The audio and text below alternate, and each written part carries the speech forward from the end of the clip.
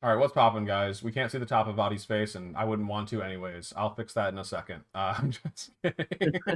No, Adi, it's my fault, not yours. Welcome back to Tub Takes, guys. This is a VGC video podcast where we go over what's been making waves in the VGC scene. Today, I am joined by half of Adi. Hello, everyone. Welcome back to Tub Takes. We also have your Louisville regional champion here, Andrew Zhang. How's it going? Hello, everyone. Doing pretty well tonight. Pretty excited. And lastly, we have, you know him as the best random bats player and pretty decent at VGC. Michael, how's it going? Hi. I hope you just cut it now that you only can see the upper half of me, and then I think the overcompensation is now we're just gonna have the top of Michael. I don't know what to do. I'll mess around with this. It's fine. I think God. it should not matter too much. Okay. You know what? I think maybe I'm too big. That's probably the actual answer. I'll mess around with it a little bit while we're talking, but let's go ahead and get into it today. So, hopefully everybody can hear everybody good. This is my first time doing Tub Takes from the new PC. I think everything is set up all right. So anyways, this is going to be up on YouTube tomorrow. So if you're watching this now, but you're not going to be able to stick around for the whole stream, !YT in the chat. It'll link you to Adi's YouTube channel where you can watch this. Or maybe you just think we talk too slowly and you want to put it on 2x speed on YouTube, then that's also totally fine too. A very reasonable take. Anyways, today we're going to be talking about the upcoming Global Challenge, the results of the first, I believe, the very first Premier League. What are they? Premier something. Premier Ball League. Okay. Yeah. A Premier Ball League, is and Louisville and Lille, and of course, some time for Calc is right at the end. So let's start off by talking about the second Grand Challenge upcoming. There's not a lot to mention about it, I mean, it's going to be an awesome weekend of streaming. I don't believe any majors are planned for this weekend, so hopefully, I mean, Adi can double check that while I talk about it here. But that's correct. I checked it before as well. Got it. Totally correct. So yeah, a lot of good streams to watch this weekend. I believe I'm planning on streaming it, so that tune in here, but also all around Twitch. There's gonna be a lot of good content to watch in best of one, and I'm assuming everybody here is planning on playing. Anybody not planning on playing? I'm still Imagine. figuring it out. Gotcha. Sitting through 3 hours of best of one just does not seem fun. But maybe I'll play. Dang, a best of three guy. Whatever. Imagine having a Worlds invite already. Damn, must be nice. Right. Wait, I kind of forgot about that part. Yeah, you really don't need to play this thing. Bro, Turtle Award. Yeah, there is the travel awards and stuff. So, but yeah, I will not force myself into it too much. I might just stream it as well on Friday and Sunday. So yeah, we will see. I might not be playing it actually because I'm going to be on vacation, and so I don't know if I'm going to be queuing up in Morocco, but I might be. I've been cooking; it's been fun. So, Morocco gaming. Yeah. Notably, also, by the way, there is a tournament happening this weekend. Michael lied. There's the Philippines Premier Ball League, which is happening this weekend. I don't know if that's streamed, but it is streamed. Coming soon, apparently. So we might hear about that. What are these ball leagues, or do we talk about that later? We'll talk about that next. We've talked about it before. So, Adi, do you want to catch Michael up here really quick while I mess around with the stream? Sure. So the way that the Asian circuit structure is going to work this year in all the APAC countries that are not Japan and Korea they are going to have some number of Premier Ball League tournaments, which are I guess like locals, basically in-person tournaments, and the top 4 players in each of these tournaments will get an automatic invite to their nationals. Everyone else will be chosen by lottery, so it's pretty heavily incentivized to get top 4. I don't know if the nationals are going to fill up or not. I don't think they will normally, so might not be a concern. But yeah, getting top 4 locks you in for nationals, and then also I think everyone in top 4 gets I think what happened for this tournament was top 4 gets 1 bye, second place gets 2 byes, and first place gets 3 byes at nationals. So you get a pretty big advantage, given that I think most of these countries only have a couple Worlds invites total for each of them. So yeah, you really got to do well at nationals. It is it is the most important tournament of the year, and getting a few byes in this tournament seems very important. So these are kind of a big deal. Okay. I know that you haven't had to interesting. struggle too much to get your Worlds invite in any of the years that you've been competing, Michael, but over in Asia, it is the Wild West. There are a lot of, curveballs thrown every year. It's not even the same year to year. Obviously we've got our changes. But anyway, but yeah, it's so different over there. But yeah, so bringing it back to talking about the GC though, yeah, this one is I guess I just wanted to make sure that mention that people sign up, the teams are locked in when you sign up as well, so to make sure to have that taken care of, make sure to do it before Thursday. Well, no, it's just before GMT 0, the British time. And was there another thing I wanted to mention about the GC? I don't think so. I think this is going to be a lot of fun though, and definitely one to watch for. So with that said though, let's look at the Premier Ball League in Thailand. This was just over the past weekend, and also played in Regulation H. You got to specify that, because sometimes there's a bit of a lag. But no, it seems like there was 29 players, and they played 5 rounds of Swiss. Top 8 advanced to single elimination bracket. That seems all normal. And then Adi mentioned, that there's those buys to be earned. That's a crazy amount of buys to earn for winning. Wow. 3 buys. But do we know if nationals will be double elimination again, or will it be like Swiss? I don't know. It is super weird. They've been so the APAC nationals were normally single elim. So yeah. Oh, okay. Never mind. Maybe they'll do Swiss this year. I don't know if we know. Best of 1. Best of 1 Swiss, best of 3 top cut. Got it. Was it? What about sheets? Do you know or no? I had the so at least for the one coming up in the Philippines, it looks like it will be open team sheet. Got it. Okay. Wait, was that the one that you said is this coming weekend, Philippines? Yeah, this upcoming weekend. Got it. So we probably don't have any teams to look at here. But overall, we can click on the names. Oh, if you click the names, it's the team? Yeah. Oh yeah, cool. Nice. So the winning team, featuring that Compound Eyes Vivian, that's pretty cool. And otherwise, mostly just a Ninetales bulk squad. We've seen Garchomp, Golden Go do well. We've seen Ninetales, Garchomp as a good pairing. I don't know, just a lot of classic pairings. Maybe not exactly this combination. I don't know what are the main standout things besides, I guess, Dual Wing beat Talonflame. That's kind of cool. Chomp always makes finals my way. Chomp is goated like that, huh? I mean, Excadrill did win the most recent tournament though, so maybe Chomp's gotta take a seat. I don't think so. I think Chomp is still far better, but yeah. And then go ahead. Yeah, go ahead. Sorry, you go ahead. I was gonna go and talk about the next team, so go ahead and talk about this one if you had something to say. It's just super interesting to see overall that Annihilate is the most used one in cut. That's what I wanted to say. What the hell? Open team sheet, that's super surprising, I think. And I think all of them were bulk up as well. There's also actually not Bomb.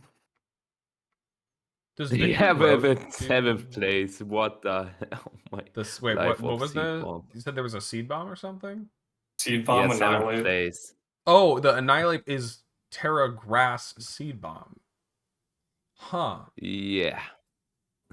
What is the use case here? What are we doing with this? Also, no ghost move on. Imagine your Zoroark Hisui is walled by Annihilate, and Annihilate is walled by Zoroark. Well, the Zoroark wins that one, unless they're Seed Bomb. No, They- That's because when the the seed Zoroark bomb. is Scarf and struggles after some PP, so yeah. that's You can U-turn crazy 20 shit. times. Yep. We'll get there after, it's a nice 20 hit KO. If they're leftovers, you might not end up getting there. That Rage Fist is going to be 700 base power and doing 0 damage. Kind of beautiful. Also, But yeah. Sneasel balance with Zoroark is also crazy. Yeah, Zoro is a really funny guy. I like it. I think that was one of Jody's conclusions, or I think Jody was talking about it on stream because we had Jody and Parker watching the Lille regionals together, and they were saying Zoroark might actually have some applications. Everyone's only using it in Psy Spam, but even on Parker's team, there's only a couple Pokemon it can copy, while maintaining its illusion.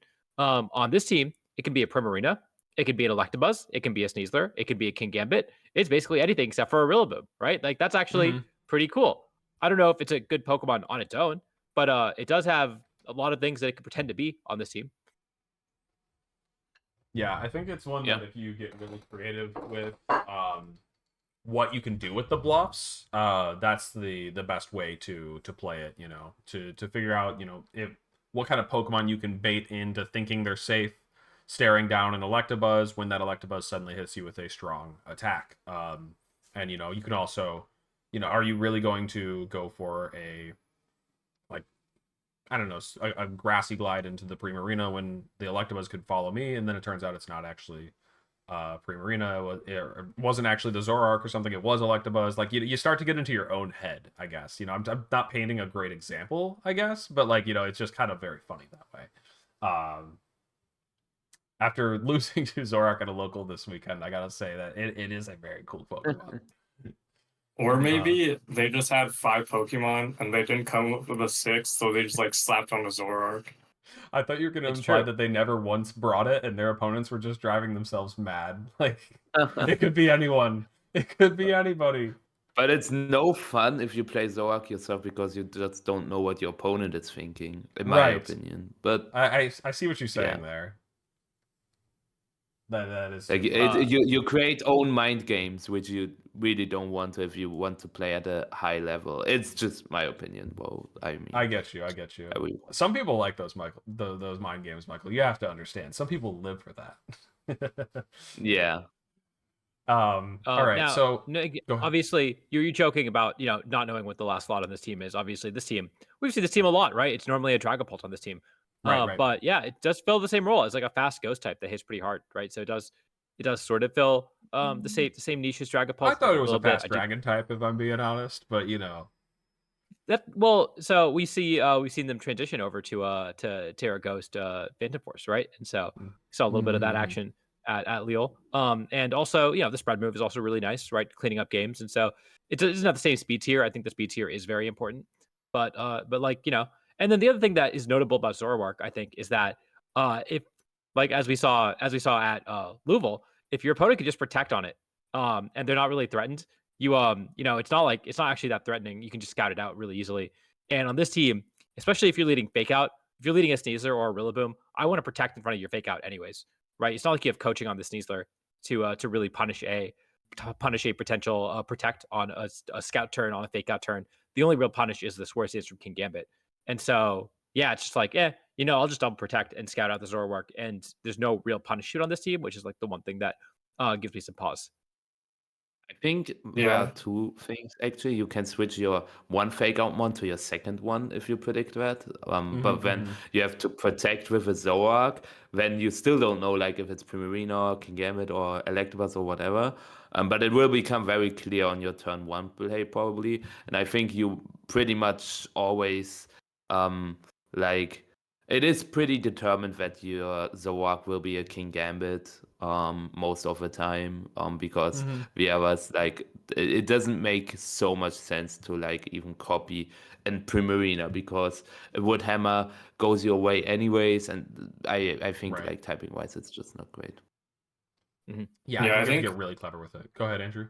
Overall, Zoroark probably has more utility on Trick Room teams because on those teams, the turn 1s literally win or lose you the game. So just having more options Zoroark is better.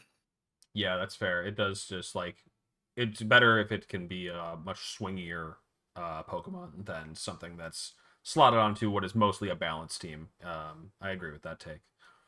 But yeah, any other teams here that we want to, mention anything about? I know some of these are just direct rips. We didn't see the team that got 8th make it. Oh no, that's not the same team. That's a Annihilate instead of King Gambit. I was going to say that one, team that's always making it to 2nd and make it again here. But anyways, then let's go ahead and talk about Louisville. So Louisville, we're mostly just going to revisit here, talking about Andrew, your run and your experience at the tournament, because we didn't get to talk about that last week. And so, yeah, without I guess launching into a full team report, it is also like an existing team, I guess. I'd love to hear a bit about what you do, why you decided to run this team, and I guess just tell us a bit about your run. Sure. So basically, why I decided to run this team is I basically had a giant break from NAIC to Baltimore, so I only had 1 month to prep for Louisville. I wanted something I was familiar with, and initially I was running. I combined Z Castagliola's Baltimore team with Paul Chua's, and it was Amoonguss, Incineroar, Dragonite, Garchomp, P2, and Goldango. But that team had problems with just Dragonite needing to Terra every game, and also had no mouse safe answer. Nothing really outsped Annihilate except for Garchomp, and Garchomp just dies in 1 hit. So based on that, I was actually stuck in team building quite a while until I saw Maddie's Dortmund team with just 1 change. The Sneasler over Dragonite just gives the team so many more options. It doesn't even have to be Garchomp you have to coach. You can coach your P2, your Incin, even your Amoonguss sometimes. And What about Golden Go? I cannot lie. I did try that in No. the ladder game when I first got it. It's I'll just do coaching Nasty Plot. It'll be great. This Did not Golden's gonna work. be unkillable. Oh, that's yeah. That is something you gotta watch out for, of course. But yeah, once you know, you know. Anyways, so yeah, I guess one thing that's a little bit mild, but I wanted to ask about it because I could not stop shit talking Clear Amulet on Garchomp, saying this is the wrong item, the damage is so whatever, and I don't care about Intimidate. So I wanted to, I guess, see, was Clear Amulet really strong for you in your run, and did it make a big impact? So overall, I think Clear Amulet is just objectively worse than Life Orb. Tough. All right, so you're in agreement. Actually, if you play coaching, I think you want to stay healthy because if you go for your game plan against the Annihilate after Life Orb, you die to the Rage Fist, or you can die to the Rage Fist after beat up. So you rather want to go for. That was actually the reason for Amulet, because initially I made adjustments to Maddie's version where I put Life Orb on Chomp and Metal Coat on Goldango. But against Mouse Save, what would happen is I would coach my Garchomp, do 40-50% with EQ, and then just take 90% from Rage Fist and just die to Life Orb. So that's actually why I switched back to Amulet. But overall, on this type of team, I definitely think Amulet is better on Chomp. It's just on most teams, I think Life Orb is better. And also on this team, Goldango having Life Orb is just way better than Metal Coat, because everyone's calc to live Metal Coat, and Life Orb just gives you the extra push. Yep, I like that. And I do think that, you have to pick the right item for the team. And so, even if Life Orb is better overall, Clear Amulet doing different things here. Not even just for that specific calc. I think like as a general principle, it makes sense that if you're going to be putting, you know, an attack and defense boost on your Garchomp with coaching, you don't want it eating at its own HP with Life Orb. It's going to be able to go the distance with those bulk boosts, and Clear Amulet will help it maintain those boosts as well, not getting them reduced by an Intimidate or a Parting Shot. So I like that Clear Amulet works really well with coaching. You know, even though it doesn't have as much pop-off potential, keeping your Garchomp around to use those attacks longer, that makes a lot of sense to me. Yeah. Also, Time to run coaching Lucia. one True. Go ahead. coaching World Breaker Lucha. I was using the team myself, and looking at your tournament run, you haven't faced that kind of combination, but isn't like Nasty plus Goldango with like Rillaboom or Clefable with a defensive Terra super stressful for you, or would you say it's fine?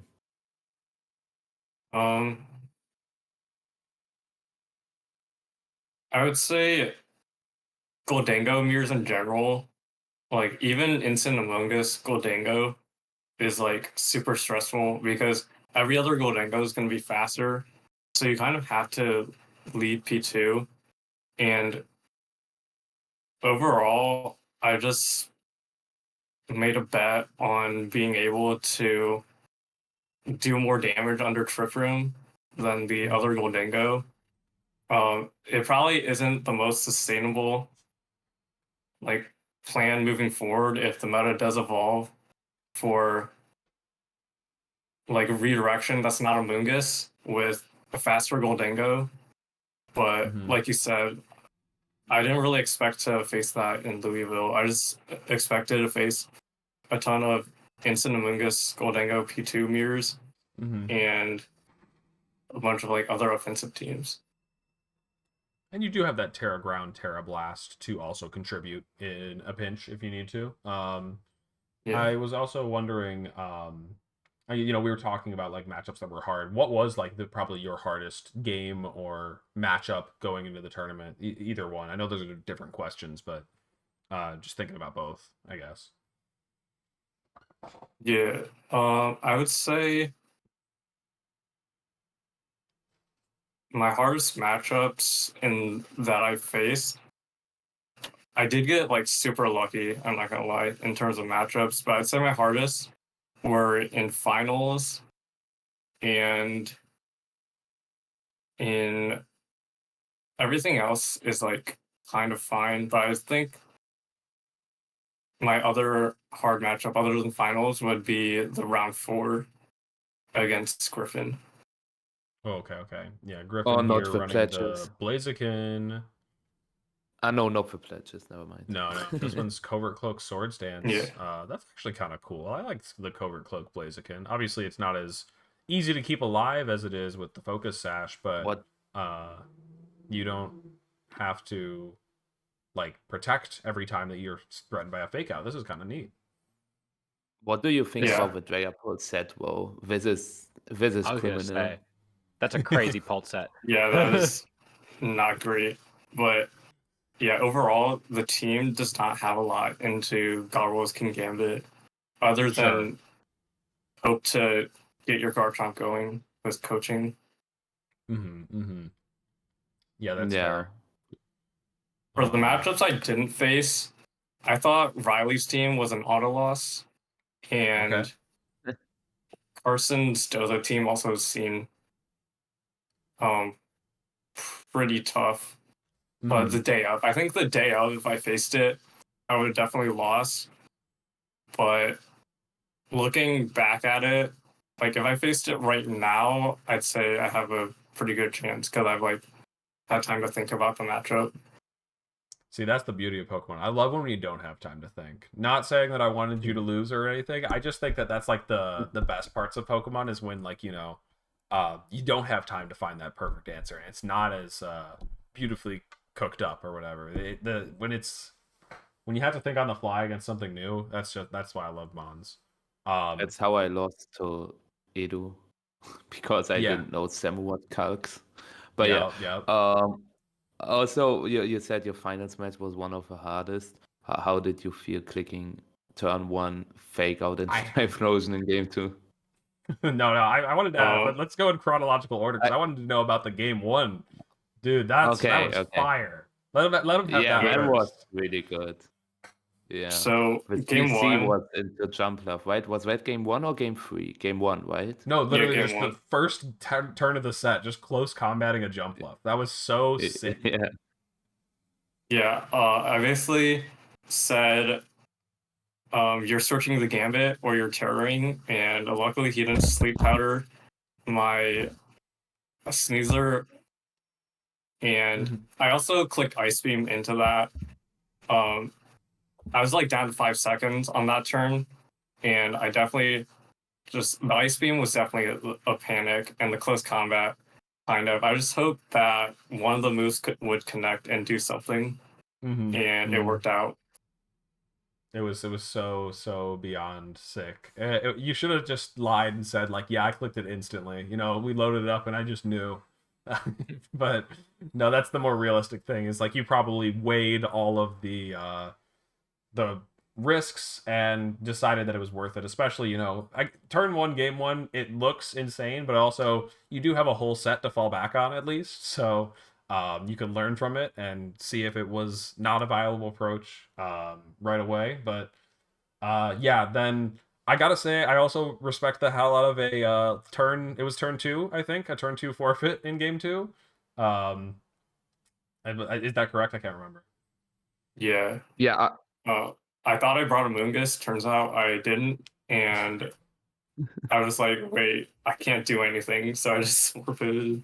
No, I mean it's a lot of like people in the Twitch chat will probably flame you for it. You know, the casuals will be like, "What is he doing? Like this is literally finals," and they probably wanted to see a longer game. But like ultimately, like you know you're going up against Joe. You know you're in the finals against Joe for a reason. Like both of you are strong enough players to realize when a position is lost. You know, and it's Yeah, more so just about like I don't know. There's ways to play out those endgame scenarios where you like just spam protects to give yourself more time to think of a new game plan and hopefully tilt your opponent. On the flip side, I'm that type of person that likes to just get out of a loss fast if I like, you know, can just kind of clear the bad air and just be like, you know, I already know when I messed up, like where I messed up. I'm just going to move on, keep it moving. Unless I'm really struggling, then I might do the stalling. But I definitely respect a turn 2 forfeit and just saying, let's start anew. I know I messed up. I'm gonna clean it up game 3. Yeah. yeah. I Yeah. just didn't And then the want to game reveal 3 my. was super. Oh yeah, we're not revealing Mons is a good reason. Go ahead though. Sorry, Yeah. Andrew, what were you saying? That's all I'm gonna say. Michael, you can go. No, I just wanted to say It was that your game 3 was just super clean. Like it looked dominant from the start, but it was a rough matchup. But you were able to win, and also the Terrafire guard jump made an appearance. I always try to think about, is it Terra Water, is it Terra Steel, is it Terrafire, like which Terra is the best?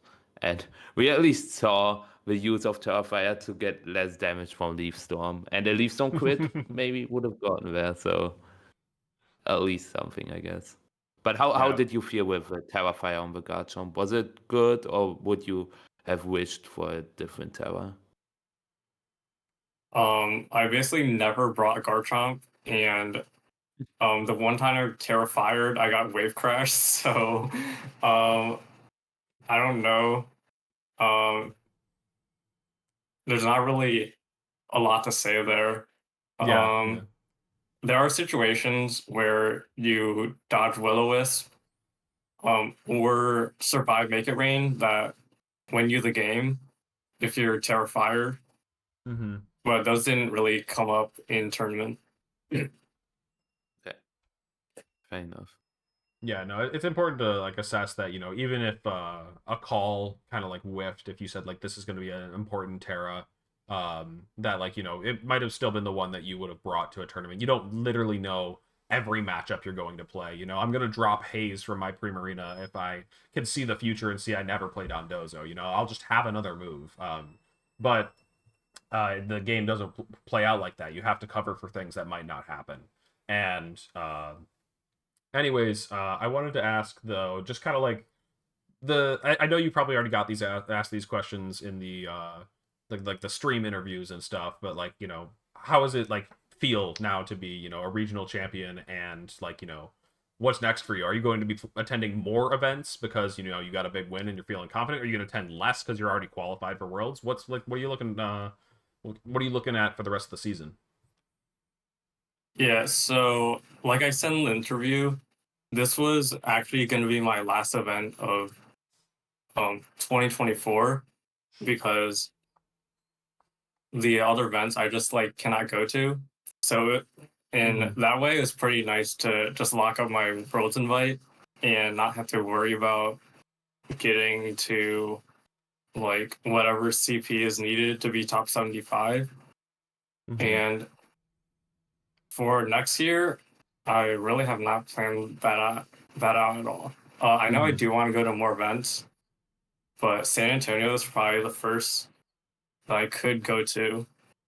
But yeah, they haven't really even released the schedule, so Are you I haven't a really. Reg G fan or no? I would say yes.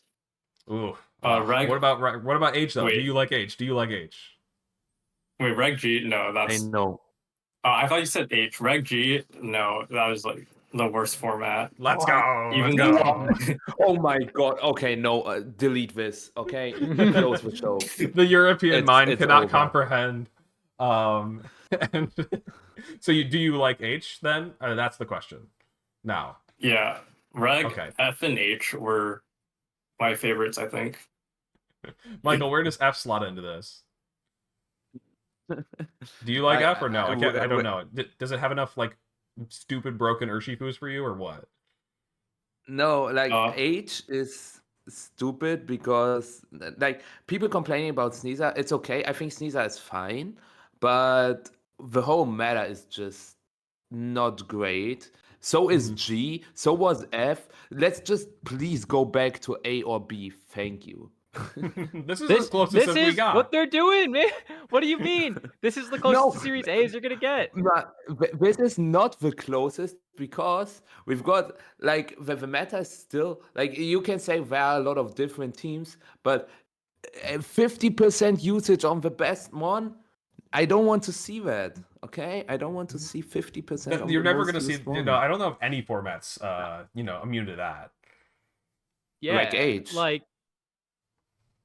No, I'm saying I don't know if any format is immune to that. I'm saying like I don't think any format will avoid that. Where like even the best formats have a Pokemon that rises to the top.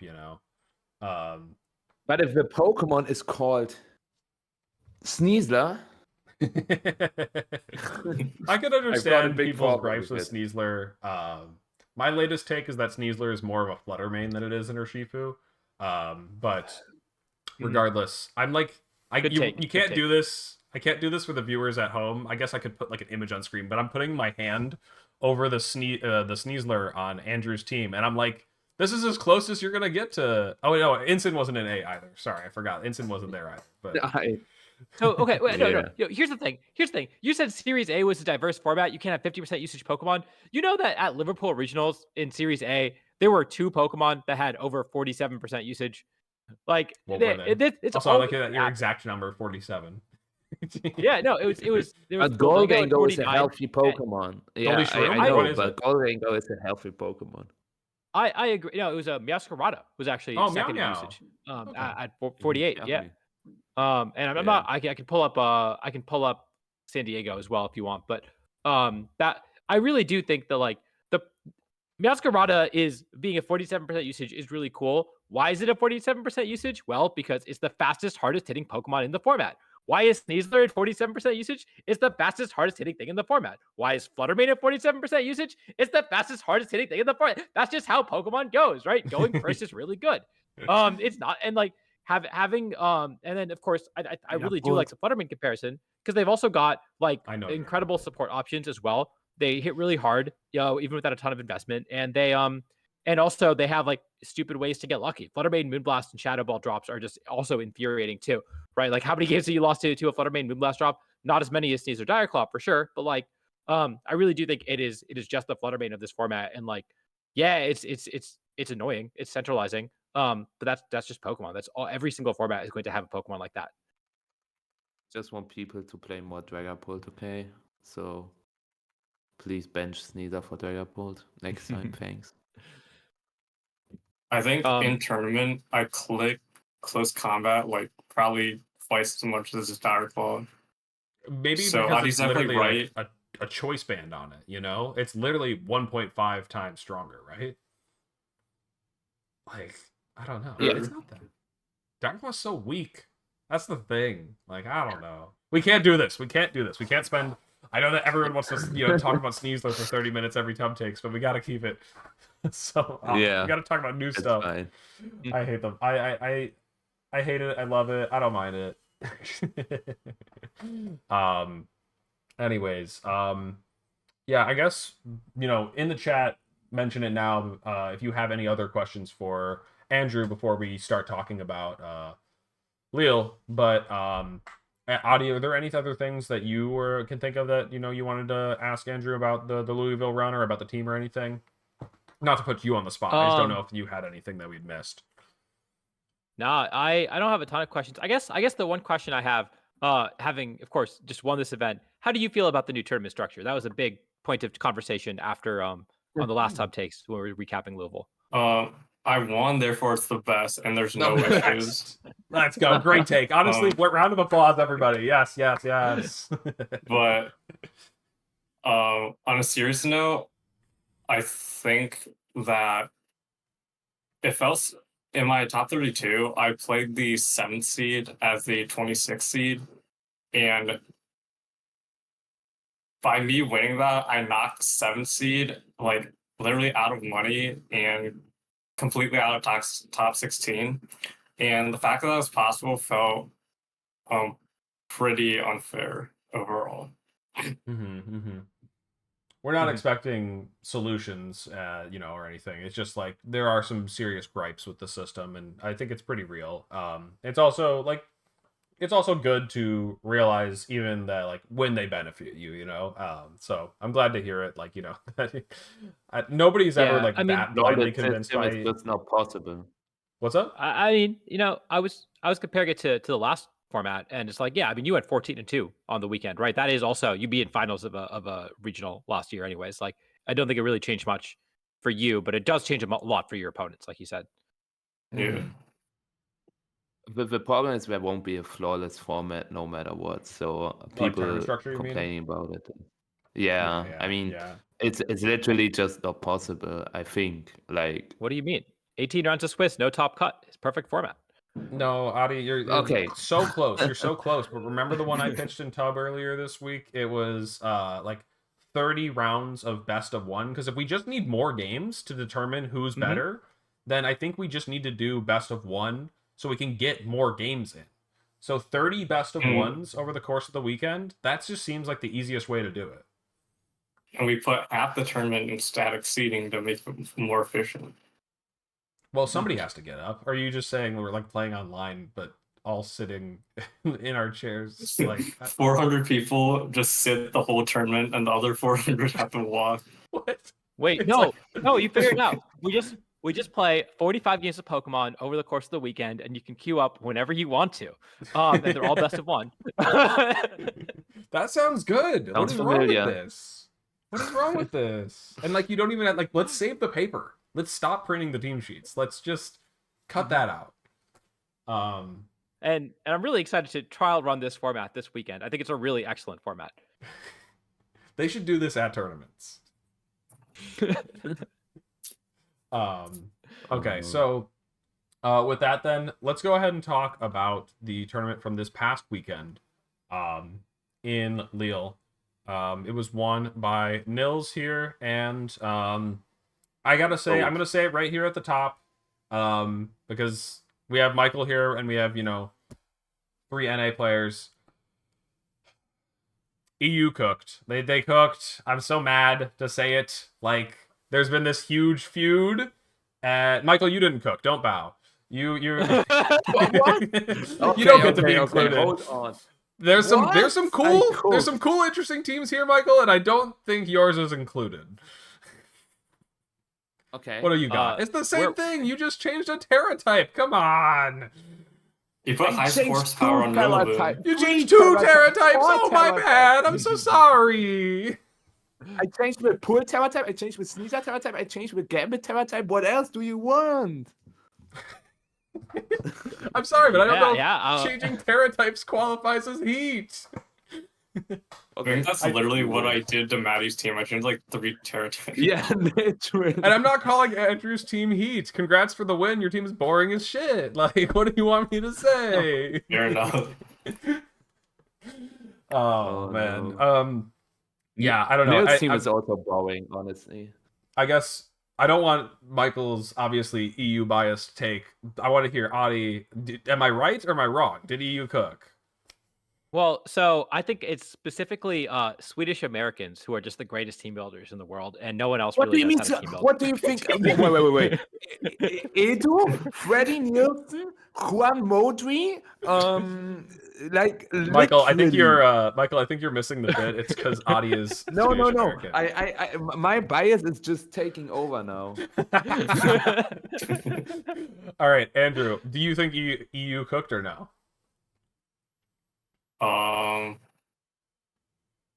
Remember what you said in the in winner's comparison interview. to definitely in comparison to Dortmund, they did. Sure, yeah. Yeah, I think we see a lot more interesting teams here. I mean, second place is, just a run it back. And, like, I'm not even trying to put all the weight on Nils' shoulders here for winning the tournament with a very innovative team. I think that there's a number of teams below that we'll get to talking about as we go through that I do think just, like, stand out and, like, innovated, at least in a couple of ways, I feel like the thing I always flame EU for is just running like cookie cutter, like just taking the team that's known to be good and running it with very minor changes. But they made some like bigger changes to known archetypes here, and that's what I think was a lot more impressive to watch. And I don't know, it was cool. It was a good tournament spectating. And let's talk about Nils' team here. Nils definitely you cannot argue that Nils did not cook because nobody had a team that looked like this. It's so crazy. And indeed, he said it's like the most insane one, I think. Or is it the Corviknight? Like, So, I mean, or is it? Yeah, go ahead. The Corviknight's pretty wild. I do think the Ndidi, like the Ndidi makes a lot of sense, right? I think the Choice Scarf version is the strongest version of the male Ndidi because outspeeding Dragapult, threatening a Terra Psychic, expanding Force, make just the fastest Pokemon in the format essentially is really strong. It's just it's a great way to win games, and I've been saying this forever. Ndidi Sneasler is the best endgame combination of Pokemon that you can have.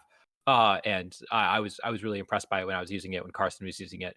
I'm not surprised it did well, but I do think the Choice Scarf is really, really good on it.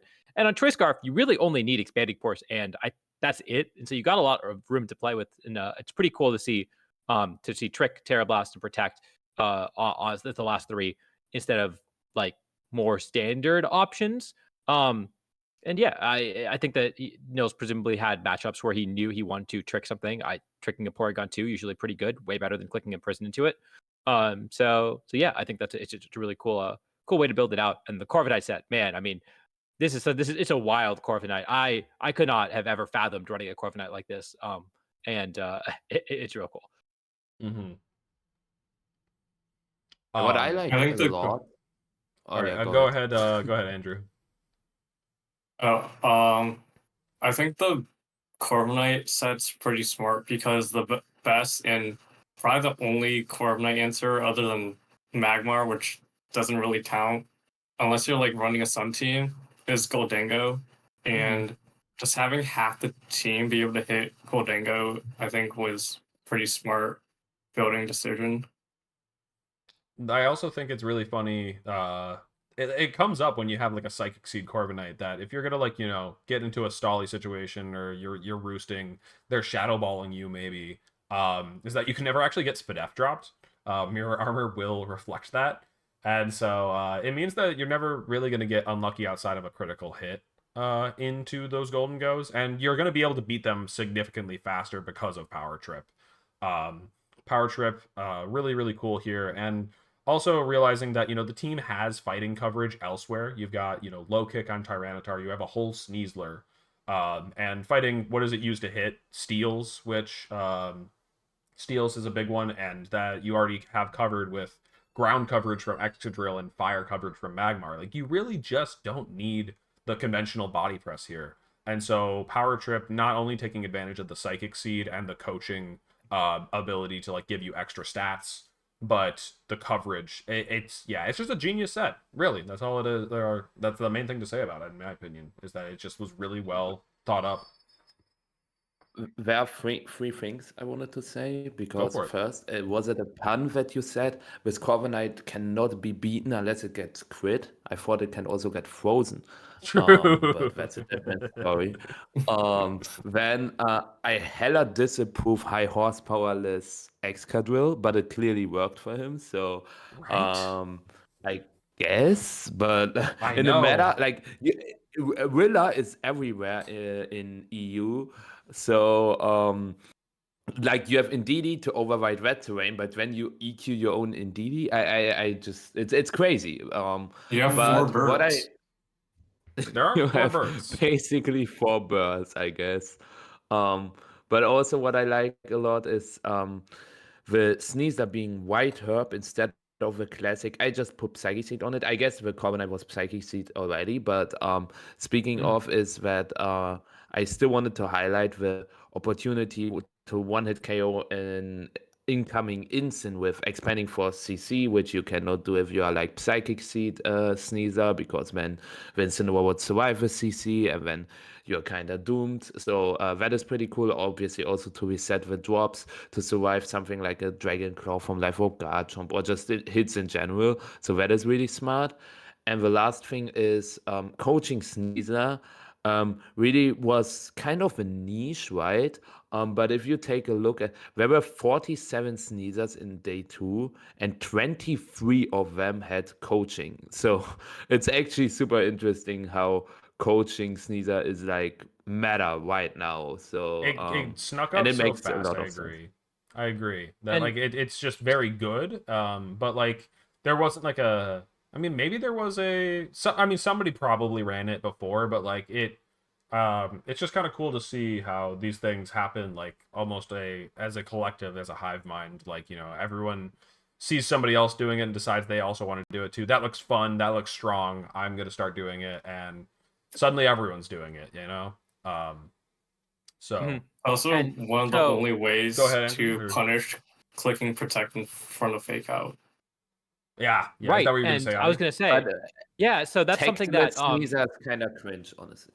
I that's feel something you. that so that's the thing, is that both Edu and Nils were on the protectless Neasler with fake out and coaching, and Jody said something very similar. He said, I can't believe he's running something that doesn't have protect on it. It feels like protect is mandatory. But there's very few punishes to clicking fake out, or clicking protect into fake out, and coaching is one of them. So having that coaching pressure on your fake out mon does mean that your opponent really doesn't get to play conservatively into your Sneasler at all, which is cool, especially on an offensive team like Nils, where you really need to keep momentum going. Now you can kind of not guarantee necessarily, you still have to call the turn right, but you have ways to keep the momentum going regardless of what your opponent does. Mm-hmm. That's a good way to put it. Also, I Yeah. hella disapprove that Theta spread, by the way, because it looked like max Spadef Carful in Tyranitar to me when it took 20% from the Earth Power. Okay, it was 30, but from Ursaluna Blood Moon, it was Are you saying not it's allowed. Lentar? Okay, It's an it is NA team probably after Lenta. all. Dang, I didn't realize it was an American claimed team. Let's go. Okay, we have Lentar here. Yeah, no, I'm sorry, but this is basically we get to claim this one. This one's ours. Okay, Plus, Nils played for like Team claim Team US at some point, right? So yeah, I'm sorry. This is another He NA still is. dub. He's still playing for him. So yeah, I mean, like, I don't know how you can argue that. Like, that's really tough. I'm sorry, Michael. Let's talk about Victor's team. Anybody have anything? I want to hear like a long, detailed thing about the Victor's team. Somebody has, I'm sure, a lot to say about this Yeah. one. Yeah, actually, Victor did on our podcast like 3 weeks ago after Dortmund, where he was on and talked about the team that he used at Dortmund, which is the exact same team. In fact, the no, he thumbnail didn't have has him Mystic saying that Rainy team. No, I mean, he was not specs on Ninetales at the time. He had the old version, but he did just kind of Yeah. take the Agati set, the Agati's improvements to 6. Paul's team, and yeah, Mhm. and yeah, he did really well with it. But if you want to hear more about that team and why he thinks it was the best team in the format, even going into Dortmund, you should go watch that Tub Takes because he talked about it at length. Mhm. Yes. All right. So yeah, I agree though that we don't actually need to spend too much time talking about this one, and so let's keep it moving. So the next one here that I wanted to look at was Joan's team. Joan, coming off of a strong finish at Dortmund too. I know that Joan got like knocked out of cut pretty early, and Adi, I believe you said it was from an unfortunate dire claw or something. Yeah, Possibly. he got sleeps didn't matter. The sleeps didn't matter. I watched that set. Okay, Ibrahim, okay. okay, yeah, but he was the one clearly seed after didn't matter. Swiss at the very least. Yes, After that's what I Dortmund. was gonna say. Is he started off really strong and as the 1 seed, and was the this is the wrong team. Was he also the 1 seed at this one as well? No, he was 10-0 and then he No, lost he the last lost the round last in round. like a meaningless Yeah. last Okay, round. okay. So he might have scooped it too for all I know. Yeah, Like, just he very didn't strong have to play it starts at out. both of them for People sure. Though. said he skipped against Marco to not reveal any of his takes, but I don't know if it's true. Okay. No, yeah. he scooped against Marco to actually guarantee that he wouldn't lose in top 16 as you always do if you are the 1 seed. Yes, right. If you're the 1 seed, it's just over for you. So yeah, you don't want to be that 1 seed. So yeah, this team here was just like an adaptation, an upgrade on like the latest version of what Joan ran at Dortmund. And so if you want to go back and look at that, I mean I can pull it up, but I want to look at Baxcalibur instead of those old Pokemon. This is really cool, and I don't even think Baxcalibur is the only like cool innovation here.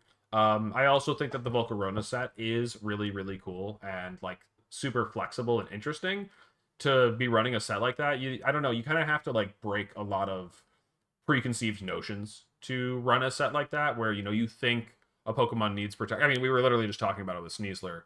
Not to like throw shade or anything, but like just legitimately you have to like say like I am okay with this Pokemon not having protect. I'm going to be able to make up for it by having Covert Cloak. Rage Powder is going to be able to give me value on almost any turn if I need to. Otherwise, it's able to be a Quiver Dance setup sweeper as well. Like it's just, I don't know. This team is really really cool. The Win conditions, combination the of- team. Yeah, good. Yeah, a lot of win conditions, right? But the combination of his bags and work, I wanted to highlight that because you technically, if you Terra your Baxcalibur, you have 2 fake out immunes. Both of them can punish Sneasler a lot with Flame Body or just OKOing with Icicle Spear. And Ice Fire is also just a great type coverage, right? Because you have Ice coverage for the dragons, you have fire coverage for the steels. Like these both complement each other so well. Which is pretty cool because you also have a lot of stuff against the common water types. There are not a lot of water types actually in the current meta. Like for Primarina, you've got Sneasler, and Corona can also just set up on the Primarina because Primarina is, as an A player say, washed, and I gotta agree with that. So yeah, I really wanted to highlight that kind of combination because I think that is super good, or it was at least super good in the meta. Back then. Who knows how it will shape up in the future?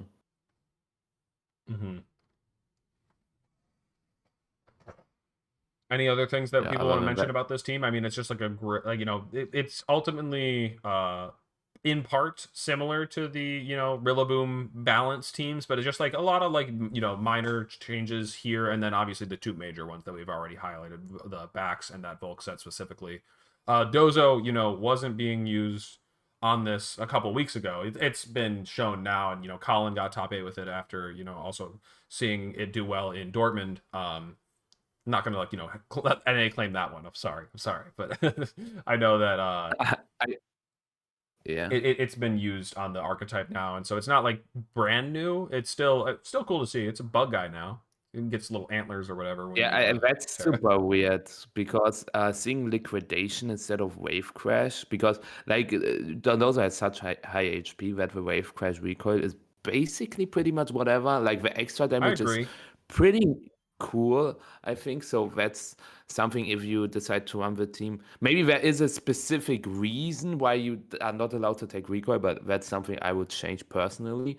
And I agree. also Terror Bug is interesting. Like you probably wanted the fighting and ground resist both. Um as well as not being weak to water. But I was thinking also like the it's not weak to poison part of like, you can take those attacks but not yeah, be a grass type and take a lot of damage from Dire Claw or something. So I guess. Yeah. It's just interesting to see. all right. So also, how would you build the back spread? I think Adi's suggestion seems terrible. What do you mean outspeed Pelipper? That's so slow. What? I mean, 133? That it's also it's seems slow. What? I think There's I think No, it hits you are not 139 allowed to run max, right? Jolly. Yeah, Yeah, you're not allowed to 139 is run max Jolly adamant. because you cannot get the KO on Excadrill with 5 hits Icicle Spear, which is an important calc now, as well as getting the OKO on we need the Sneasel 5 with hit on the 4 hits. Excadrill. Oh, my bad. Sorry. You know what? Michael does coaching. Yeah, I'll have to book a session to understand this because right now I can't wrap my head around it. I'm just. Well, do you want to run Jolly bags? I probably would actually, but I don't know. I just like outspeeding Pult after because like I like to like get the Sneasler with my scale shot and then I like to get the Pult afterwards. Like that's kind of cool. Jolly Or pulled get is the cringe. Pult. Yeah, I don't know. Yeah, but you Yeah, can get Pult the is Pult cringe and then now. get You're the right. Sneasler afterwards, right? Yeah, I mean, apparently Pult. Or you can just Yeah. win if they run Jolly Pole because it's doing nothing. Is it really that drastic? I don't know. I think Jolly's like fine. Yeah. I I think don't more know. people are playing Jolly now that Dragapult has like 20% usage. So Right. and also Adamant Scarf Bascule Legion and Dragonite and Bags. Like so many Pokemon just grieving for the Adamant pulled. So I guess it makes sense. But you miss on a lot of damage if you play Jolly.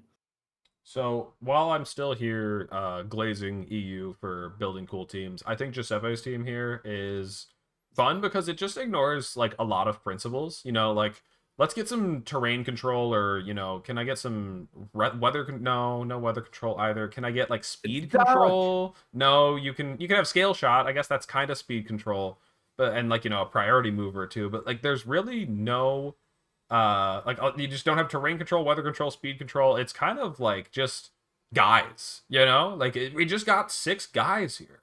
No, like I mean there's like I guess you can't say like there's no central strategy, but like it kind of feels that way. Just like you just gotta kind of hit them until they're gone. That helping hand looks so sus on the team. What do you wanna like? What do you really want to helping hand? I feel like Icy Wind and T-Wave would both be much better. I like helping hand into Blood Moon because you are running the Assault Vest one, and like that doesn't actually get the Okos. You're not running Terra Normal, so you can run helping hand to make that Blood Moon get that one shot instead of just doing like a clean 80 to 90 on a lot of Pokemon. It is always a little sus running helping hand on a Golden Go team though, but of course we talked about it with Andrew's team. You're just gonna make sure you don't do it. You don't coach your Golden Go. But yeah, it is like literally a combination, or it's literally like a non-move if you're using it to support a nasty plot gold. So yeah, that is a decently fair criticism. But yeah, other than that, our Bay got Duck pretty much. But yeah, go ahead. Yeah, no, it's just Doug. It is Doug, Dragonite, Ursaluna, Golden Go. For people that aren't familiar, it's just kind of like a chord that Japan has been referring to a lot lately. It's very good in best of 1, and I think it can also shine in best of 3. Yeah, like I'll admit that honestly, looking at the sets and stuff, like it's probably a bit more boring than I was hyping it up. I just think it's really interesting how a team like this can make it so far when it's like just letting the opponent have that weather, have that terrain, have that speed control advantage, and still going so far despite it. So next up we have Idu's team. And because the little box won't load, I gotta say that there are actually no interesting Pokemon on this team. We've seen all these guys. True. But yeah, no, there's a Samurott. There's an Assault Vest Samurott with the Sharpness ability. I remember when I was watching Marcus talk about it, he pointed out that it doesn't even have the signature move. Ceaseless Edge. I also thought you would run Ceaseless Edge until I remembered how low the base power is. It just doesn't cut it over here in VGC. Obviously, very broken in singles Main or power is Ranbats, knockoff, Michael, to be but fair. well, it's the same power as knockoff if it doesn't get the boost, right? Like knockoff No, gets it's the like because of sharpness, it's the same oh. power. Like it is literally the same power as a boosted knockoff. I get you So because knockoff doesn't apply to sharpness, or sharpness doesn't apply to knockoff. I mean, yeah. okay, that's fair. That's fair. So it makes it sound a little bit better. It can miss though, and Yeah. spikes is like just okay in VGC. I don't know. I gotta. If we're talking about entry hazards, I gotta let the Ranbats player tell me, how good Samurott is or isn't in VGC. I mean, there are some Sash users, right? Like Ninetales, Sneasler, Right. and some others. So, but I think the main reason was to make the Samurott faster than Goldango and then get the fast knockoff on stuff like P2 or AV, other AV guys. I don't know, Incineroar. You can just Aqua Cutter Incineroar, but you know the drill, like Rillaboom or whatever. removing. Yeah, exactly. So I think that was the main reason to run knockoff, and knockoff always gets value. Ceaseless can miss. So yeah, I think that's the main reason. Why Ceaseless can miss? I didn't even realize that. It was awful. I Don't I do say it think needs a that buff, Adi, because the singles players will probably cry.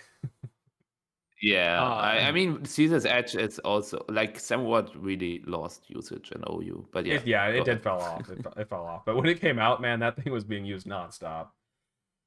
Sorry, Adi, I cut you kind of off though. Go ahead and finish. No, you're good. I've done my Samurai rant before, but man, this dude is always underwhelming. Whenever you think it does as how much every damage you think it does like a little less than that. It's always like you run some calcs, and it's just very disappointing.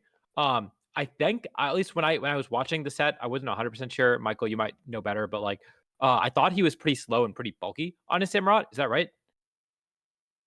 I haven't played against him, and I haven't. I wanted to do a watch together so that I can rant on other people again tomorrow, because I haven't watched stream games, just for finals. So I think his Goldango was actually pretty fast. I meant the Samurott. The Samurott. I thought was slow The and bulky. Samurott, yeah, the Samurott is also like pretty fast, because the interesting part is that I played against Edo on stream, right, in round 3. I played one game at 1 a.m. from Friday to Saturday, and I played against Edo on ladder. He told me after that I played him because it was the exact same 6, and his Samurott did not seem particularly bulky. So I think don't think on it was stream, both the yeah. Samurott and Goldango were max HP. Okay, so at least running Was it? Okay. like basically half their. Then I EV in think bulk, Dragapult so. is just way stronger because it took way too much from Dragon Darts in the It just doesn't have stats, dude. It's just not a very good Pokemon. It takes more damage than you think it does, and it does less damage than you think it does. The reality is the mod. We know when Adi did his rant about it, like the mod has like 105 attack and special attack or something like that, and that's where all the stats are. It needs those literally everywhere else, please. But honestly, still a really impressive showing for the Mon, and yeah, I think that watching Udu play, the most convincing thing to me, like even though this has been obvious to many people, and Michael might even yell at me for it, like Magmar really was starting to look like a very impressive Pokemon. I love Electabuzz, but like, yeah, Magmar being like your fire type and giving you the fire type coverage and resists is really nice, while being your follow me mon. So like it's a cool role compression. Easy to get a fire type and support on the team with Magmar. So I mean, it's just like awesome that these Eviolite redirectors are so potent in the metagame. I love it. Regulations based. Same. I think in Louisville, Electabuzz had better showing, but I think now in Lille, Magmar had better showing. So it's that sounds right. Pretty interesting how it switches every time. Electabuzz is on the next team, and this team is also. Oh yes, I actually think I probably played this on the ladder leading up to it, and I was just like, "What is this stupid Archaludon. I remember playing it and I was like, this is so dumb, man. Like it was owning only my team specifically. That's like I remember walking away from the match I was like, this is literally just to be good into my stuff. And then like yeah, here it is actually doing good into a lot of other stuff too. He is a friend of mine, and he said this Archaludon set won him so many games alone because with Grassy Train leftovers and stamina, you pretty much get unkillable, and you still have this offensive pressure with like Basket Legion, Pelipper, Archaludon. You've got redirection, so you have a lot of pretty cool stuff. And this Archaludon, I am not allowed to talk too much about it, but it has a very, very, very wild spread. You will, it's crazy what this. He must have is. played against a bunch of teams that were built exactly like whatever I was laddering at the time, because I don't know how that Archaludon was beating all these people, man. It just doesn't make any sense, you know. Must have been queuing into a very skewed schedule. Jokes aside, though, it's a really cool team. Really cool one. And yeah, I think that's the kind of thing that, like, you know, turns people's understanding of a matchup on its head, you know, where you, like, you know, you play against Archrain and it's stamina and you expect to be able to target it down every single turn, and then it has protect. You can reposition around this Pokemon. That's not okay. That suddenly disrupts a lot of my game plans, and so I can see that being really annoying. Next one, another NA win. Let's go. Executor, we did this one. We did this one. You guys just borrowed it from us. Come on, what are you doing? Come on. How did this team go back to back top 8 or like I top don't 4 to know. top 8? This is criminal. But I wasn't at slash either on the tournament. delayed. What the hell? He doesn't even have White Guard on a Psy Spam team. What do you mean? Well, just don't face another Psy Spam team. What's the problem? Yep. I agree. I Have agree. you tried? Just dodge. Just Also, dodge. why is every Terra offensive? Terra normal Ursaluna, Terra Psychic Executor, Terra fighting Galate. I can't. I think, Yeah, it is just I one. think if you no, if you know you're playing at EU regional and people are gonna be running boring ass shit, then yeah, this is probably a good call, right? Like, dude, I I think I Evo said this on a in different stream. Icon. But I think the best place to run Psy Spam is on the best of one ladder during Japanese ladder hours. We know and tech for Psy Spam. Every time I'm watching like a high level Japanese player stream best of one, they just get rolled by like this. Like they'll like literally just queue into this. They lead in DD Trick Room Setter. They bring in Torkoal or Saluna and click Eruption Facade, and they win the game in like 3 turns. And I'm like, how did you not think about this? And they just don't. I don't know. Apparently, it's just not as prevalent. Okay, I've got my GC team, thanks. There you go. Well, no. See, now, Japan is not playing in the Grand Challenge, so it won't work. It won't work. In February then. Yes. There you go. We're bringing it in Reg G. I'm bringing it to Worlds. True. so I'm actually just replacing the Executor with the Calyrex. Just the normal Calyrex, you know? It'll be fine. Just the regular. It's the same typing. That's a good shout. Good shout. Pokemon. Oh my god. Give Calyrex Sleep Powder. That's what it needs. So do we want to talk about Max's team, or should we just skip to Marco's? Max is. I mean, oh my god! Come on, Michael! Don't fall for it! Don't fall for it! Come on! We can also just skip both, can we not? I mean, kind of. Yes, I don't have a ton to say about it. Like, Rain can still do it, especially if your name is Max Waterman. Max still doing really solid. You know, Max has been putting up a number of results. I just get to like laugh about the name every time and be like, haha, you have a water type and your name is Waterman. Like, that's crazy. And like I've made the joke like 4 times because Max is like frequently making day 2s with these water types. So shout outs to you, Max. That's awesome. So one thing to note, there is a little bit of difference between the teams. And the thing that I really liked about Marco's team is that he is not on Swift Swim Basket Legion. He is on Adaptability Choice Scarf, which I think is really good. I think it's really cool. It's a recent innovation. I think some people might have been on it at Louisville. Yeah, because like this is also just like a perfectly good Goldengo team, right? Like Goldie Instant Shroom is all you need to beat a lot of these more common teams. But you need a 4th Pokemon. And Archaludon is not really a Pokemon if you don't bring Pelipper. And Pelipper is not really a Pokemon. It's better at supporting the other Pokemon. And so you really want your Basket Legion to be good. And this is a way to like make Basket Legion like legitimately good even outside of Rain. And make that Fire, Water, Grass, Goldie core like really tick in a way that you don't really have like access to when you run a team like maxes in the same way. So yeah, I think that Marco is on something here, and I think that's just a cool way to build this team out. What a great gold angle! Oh. I got by like you, Max. firewater. I'll admit in the chat. Max in the chat. Thanks for the shout out. It's not me. But The other Max. the other Max. Anyways, it just happens to have Yeah, rain, but it's Goldie and Cinch Room. That's pretty much what Adi was saying. So yeah, that adds up. And I like it. I think it is pretty cool. And definitely changes things up a decent amount. So yeah, the fact that you can usually it's your Basque Legion speed that's tied to the weather. In this case, it's the power. And so always having access to the speed can be really key in a metagame like this, where there are some fast threats like Sneasler that you want to be consistently outrunning, even if they have their own weather control or something. So yeah, next up, this one. I know that Tub had scouted this one. We were seeing the Hose brothers on ladder talk. We were talking about it, and it was just like, this team is crazy, and it's on the high ladder. What is going on? So Adi, I think you were maybe one of the people that saw it. I don't know. Do you want to talk a bit more about it? I don't remember if you were or weren't. Also Frederick alt revealed, and then Alex Gomez posted a video with the team before the tournament. Right. So, I do remember this. Yes.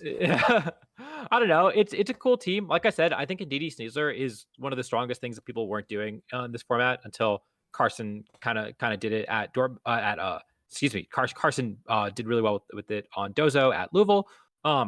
We were building that out, and we had a couple different takes on it. And then obviously Frederick was also on it as well. I actually had reached out to Nicolaj after his run at Dortmund, and they didn't do super well. So they said they were reworking things. And basically what they said to me was that the broken thing that they had on their Dortmund team was Ursa Luna with speed control. People were just really not respecting Blood Moon with speed control. And so I think that, and that was also what I found. It was that, yeah, if you lead Blood Moon and speed control, and then you put Indeedee Sneasler in back, that is going to power through so much of the format. It is like a really, really strong mode. I think Frederick did that. I know he did that in one of his stream sets in one of the games. It's really hard to beat. It's really powerful into a lot of things. You trade really effectively with everything, and then all of a sudden you have a Sneasler and Indeedee, and like, what are you going to do about it?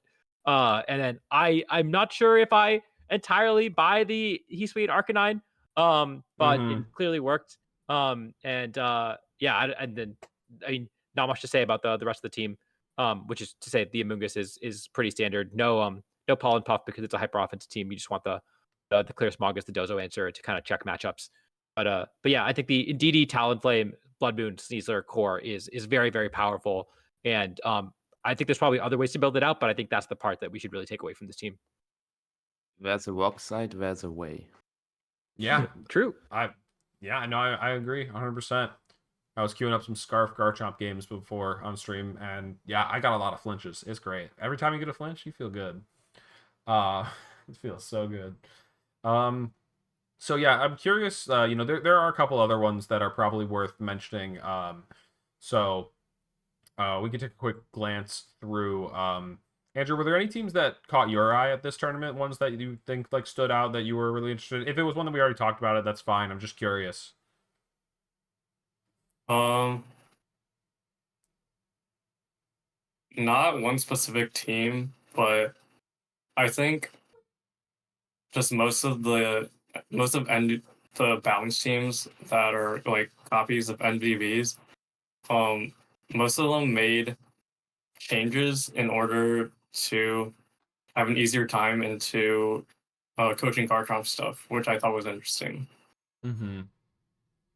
Yeah, it's pretty funny that Mattia used the exact same team me and my friends were using.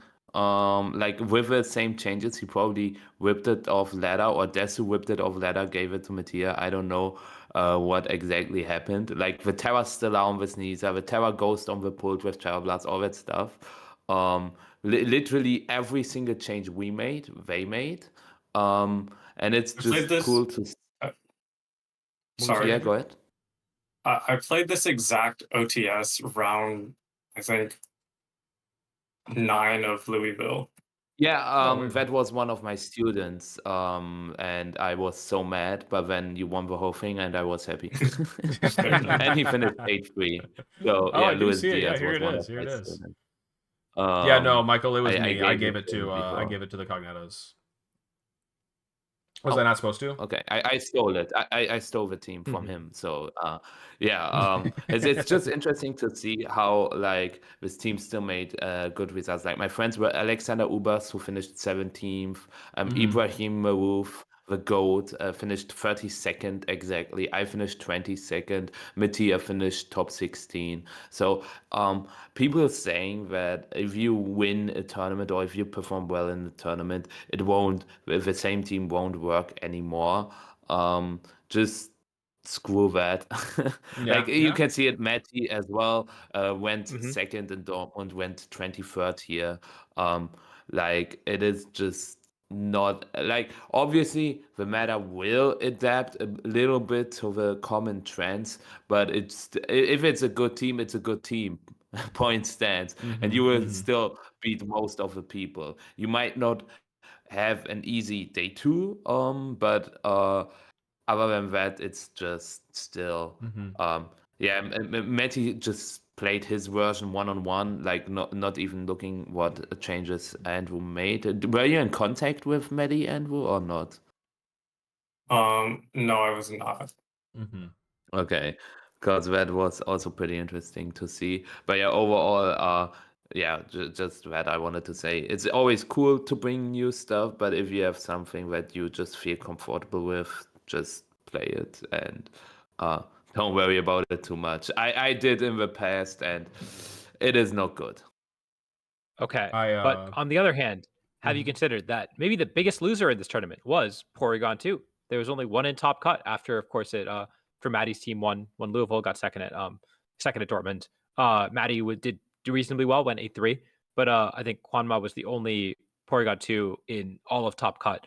A bunch of them at 8-3, but yeah, that Pokemon kind of fell off a little bit after being one of the best Pokemon, best archetypes at the start of the format. Mhm. Mhm. It is I think crazy P2 how sucks, fast things honestly. move. I don't know. I know that like there are major tournaments and stuff, and there's like so many. Like the metagame is going to move this fast when we have like such a globally connected community with open team sheets shared everywhere. But like I don't know, it just P2 was so strong, and now like just one getting top cut. Like it's I know like yeah, but whether or not you agree or disagree, it's a Pokemon you think is worth using. Like it was having like a decent amount of success, you know, and people were using it to success, and so um to see it like no longer find that so I guess like it's like relatively quickly, you know. That is so shocking to me. Really cool. Somebody in the chat did mention like, you know, we got to talk about Aurelian's team. And I agree. I talked about this a bit Is it before not also it is our Vega team though, it right? is. It One on is. I one. talked about this on the stream before when I was laddering, and I said like everybody in the chat, show of hands, who knows what I'm to mean when I say this is our Vega team, and like a lot of people didn't. And so it really Oh, does just show how much like I mean I know that the people that you play at the tournament might not exactly be the people that are in the Twitch chat. You know, that's not exactly the same metric, but like it's still worth talking about it because like you know you and I know it, Michael, but the people watching definitely might not. So yeah, Urbega is a Japanese builder who I want to make sure I'm not like misattributing, but didn't Urbega build the Miraidon? Uh, Mhm. yeah, like the world's winning Miraidon. yeah, yes. So As far as yes, I like know. um, and so yeah, like there's obviously like you know the world's winning Miraidon was not piloted by a Japanese player, but by somebody who knew that you know Japan could build really good teams and respected the craft there. And so Aurelian also a big fan of running Japanese teams. You know the team that Aurelian used to get second at AIC was also very um, a very Japanese inspired team. So uh, yeah, this team, it's still baffles me every time I look at it. I've talked about it a couple of times, but I don't know how you can get away with running like just triple setup, no support. sure, like you just like all in on it. Like the screens will do all the work and everything else is just like gonna fit. But like I don't know, these are all like really good Pokemon. It was built, I think, for a offline grassroots originally that Arbega ended up winning, and the tournament was a mixed stage tournament like Japan Nats. So it was built for a closed team sheet Swiss with a open sheet cut. And yeah, the to answer the question in the chat, by the way, how do you find about the Japanese meta? The Twitter is a good source, as I mentioned here, and Liberty Note is a great website as well. The other one is to just watch like streams that they do. There's this Twitter account that I was linking earlier. It's Terror Run. VGC parties. No, I've got a guy who retweets all the teams, Japanese teams, American teams, everything. They just linked. He's pretty good about it. Okay, that's also a really good one. Actually, I didn't even know about this one, but this is sick. So definitely check out that one. I've been following this Terra Square offline because this is where they talk about the results of these offline grassroots that Japanese players are playing, and like you can't put like that much stock into it. I literally don't even know how many people are attending this. Like, would you put all your stock in to a team that won like a 19-person local in Germany or something? You know, would you? Hey, if Arbega built it, I absolutely. It is real. But 19% is a lot. We usually have like 4 person. Oh no, I was gonna say I don't know what kind of locals you guys got there. But you know, like regardless, I still think that any source of inspiration is like a fine one because you just have to learn to like you can't put like that much stock into a team if you just got to try it for yourself. It's all about getting inspiration. It's not saying that this team is going to go win me a regional because it was built by a notable Japanese player. But like you can look at it and be like, wow, I never thought to try a build like that. I'm gonna give it a shot myself. And so yeah, I mean like Aurelian here, somebody who very much recognizes the strength of Japanese builders. Definitely, probably put in the reps himself too to get very familiar with it. And so they ended up doing a very solid run with it. But it's it's just cool to see like the global influence,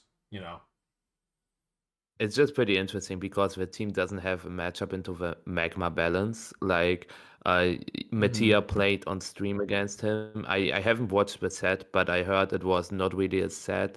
And I played against him in round 1, and it was also not really like the team really, really struggles against the magma balance, which is interesting to like go for that team if it doesn't have a matchup into that. So okay. Also, I'm gonna push back on that. It did beat it. Okay. 7. I don't know. So because Justin was asking me like why Justin said the same thing. He got farmed in top 32. What went wrong? And so I thought it was really close. I thought it was a close set. Justin Burns. Because so first off in game 1, it kind of came down to a call, right? Like the ape just went down to a Moonblast when it could have terrored, he could have protected, they could have protected, they could have light screened, and they just got the turn wrong. And then on in game 2, Aurelian made a really cool play where they switched in the Volcarona into a fake out Kowtow, and then they took another Kowtow on it, so they had 3 chances to proc Flame Body. They also missed a Heat Wave into the King Gambit, and like then almost still won the end game anyways, despite all of that. And so like they had a lot of chances to win that set. I can't speak to the other sets that they played against the balancing team. Did you say that? Wait. Did you say that Mattia brought King Gambit? Mattia brought King Gambit, yeah. And not the Sneasler, which is really interesting because Aurelian led the D Knight to counter the Sneasler, and then the Sneasler like never showed up in either of the games. And the D Knight just looked like a bad Pokemon as a result. And so it's kind of like one of those things where in some sense, like bringing King Gambit is really good if your opponent is locked into bringing this D Knight that doesn't have low kick. It's sort of like a call the Pokemon that they bring. But yeah, I guess Aurelian is in the back foot. Gambit is one of the worst pieces. At least it was in my what I thought. Like Primarina, Rilla, and Pulse are just so crazy into this, but maybe I suck. I'll say my main takeaway from watching this team in action was, damn, does Aurelian love to click Thunderwave. You know, that guy, I saw that second game end game and I was like, okay, here we go. Because I also got to witness it firsthand. I got really Thunderwaved at NAIC by Aurelian, and Adi, you've also been Thunderwaved by. Yep, on stream. You can watch it. Yeah. I don't give Aurelian the yellow magic, because God, does it suck to play against the yellow magic, as they like to call it, Thunderwave. Anyways, There's one more team we have to talk about. What I was gonna say, are there any other big 26th. ones? What is it? 26th, you said? Is it yours? Alberto, but not Oh. Lara. Oh, The Alberto, one not above. Lara. That's Dude, the did you? slacking. So Yeah. that was such a amusing stream game to watch as a NA player, because it was Alberto versus Geo on stream, but it was just not NA Alberto and not NA Geo. Also, like, Alberto was at this tournament, Geo was not, but like Alberto Lara, sorry, I should clarify. But yeah, like Alberto, Lara, and Gio Costa are very close friends, and so seeing a different Alberto versus Gio on stream game was just like, how did we get here? This is so funny. But yes, this team definitely wild and worth talking about. I don't think know. that Okay, the go team ahead, is really Adi. good, minus the slacking. And what we before the set, I said before we were rewatching Lille, I said I basically said that I think the team is really strong outside of the slacking, and he's going to bring the slacking, and he's going to lose because of it. And then what do you know? Game one, he brings the slacking, and it does absolutely nothing. It tries to like knock off a bunch of times, and just like does not do nearly enough. You protect on it, you get to see what it locks into, and then you find out it didn't lock into a normal move, and just that doesn't do anything. In his opponent had Terra Ghost Electabuzz, so it couldn't actually lock into the normal move very effectively because it would just get redirected. And so yeah, just like it didn't look like a real Pokemon, but yeah, we know Talonflame, Goldengo, Garchomp is a good core, and none of those Pokemon are really affected by Weezing's neutralizing gas. Talonflame is a little bit, but also sometimes it benefits from it in things like Psychic Terrain. It can click moves in Psychic Terrain, for example. And the Archaludon set is also really strong. We saw Wolf do well with it. We saw it do well on Best of One ladder quite a bit.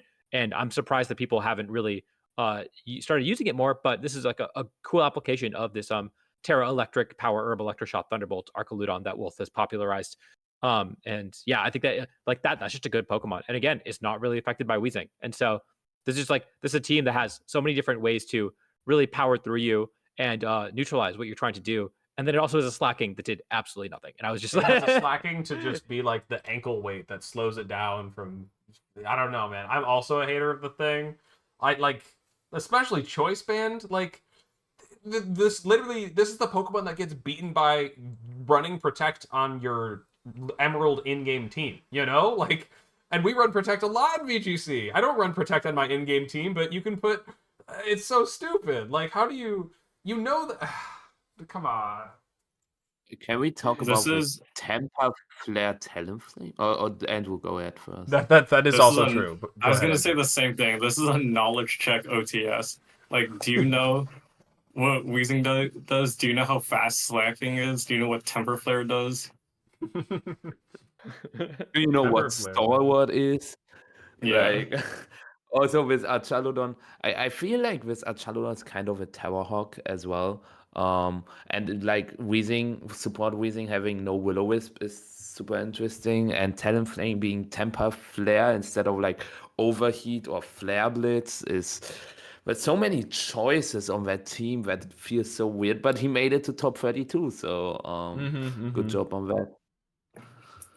Yeah, definitely. Like, I think it was probably a good amount of what Andrew was saying, knowledge checking and just being like, are you going to be able to play a game without making mistakes due to neutralizing gas? Going for Hyper Voice with your Primarina, thinking it'll do damage to the Talonflame, and then being like very disappointed, or the Gold Go just completely walling you.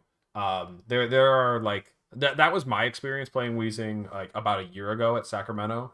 Was like, you don't want to play around your opponent making mistakes. You want to expect that they'll, realize what's going on with Weezing. But Weezing is probably one of the best, like, unforced error Pokemon in the game. Like, you could just really mess up if you don't remember. It's just so disabling.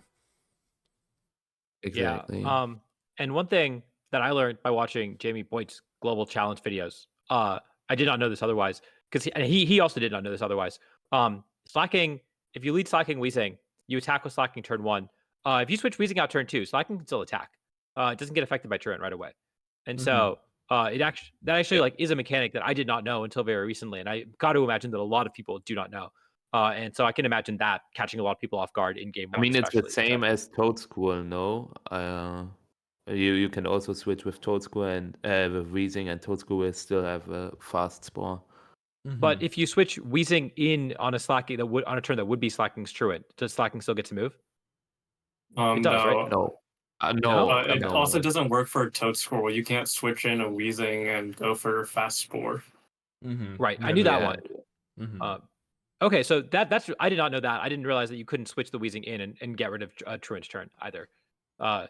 Which is it's not really also like I don't know. We're also like all pretty invested in VGC, but like it's just like we were talking about a knowledge check. Like there are like mechanics that Alberto would be familiar with from piloting the team and seeing it in action, but like other players would have to like just guess and be like, I think this is how that works. And if you get it wrong, could be dire.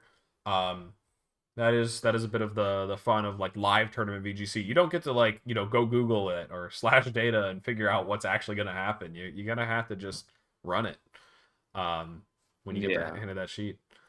Anyways, any other teams also that made are it to top 32? Yeah, I knew that you were going to ask the question. Charizard also made it to top 32, the guy above that.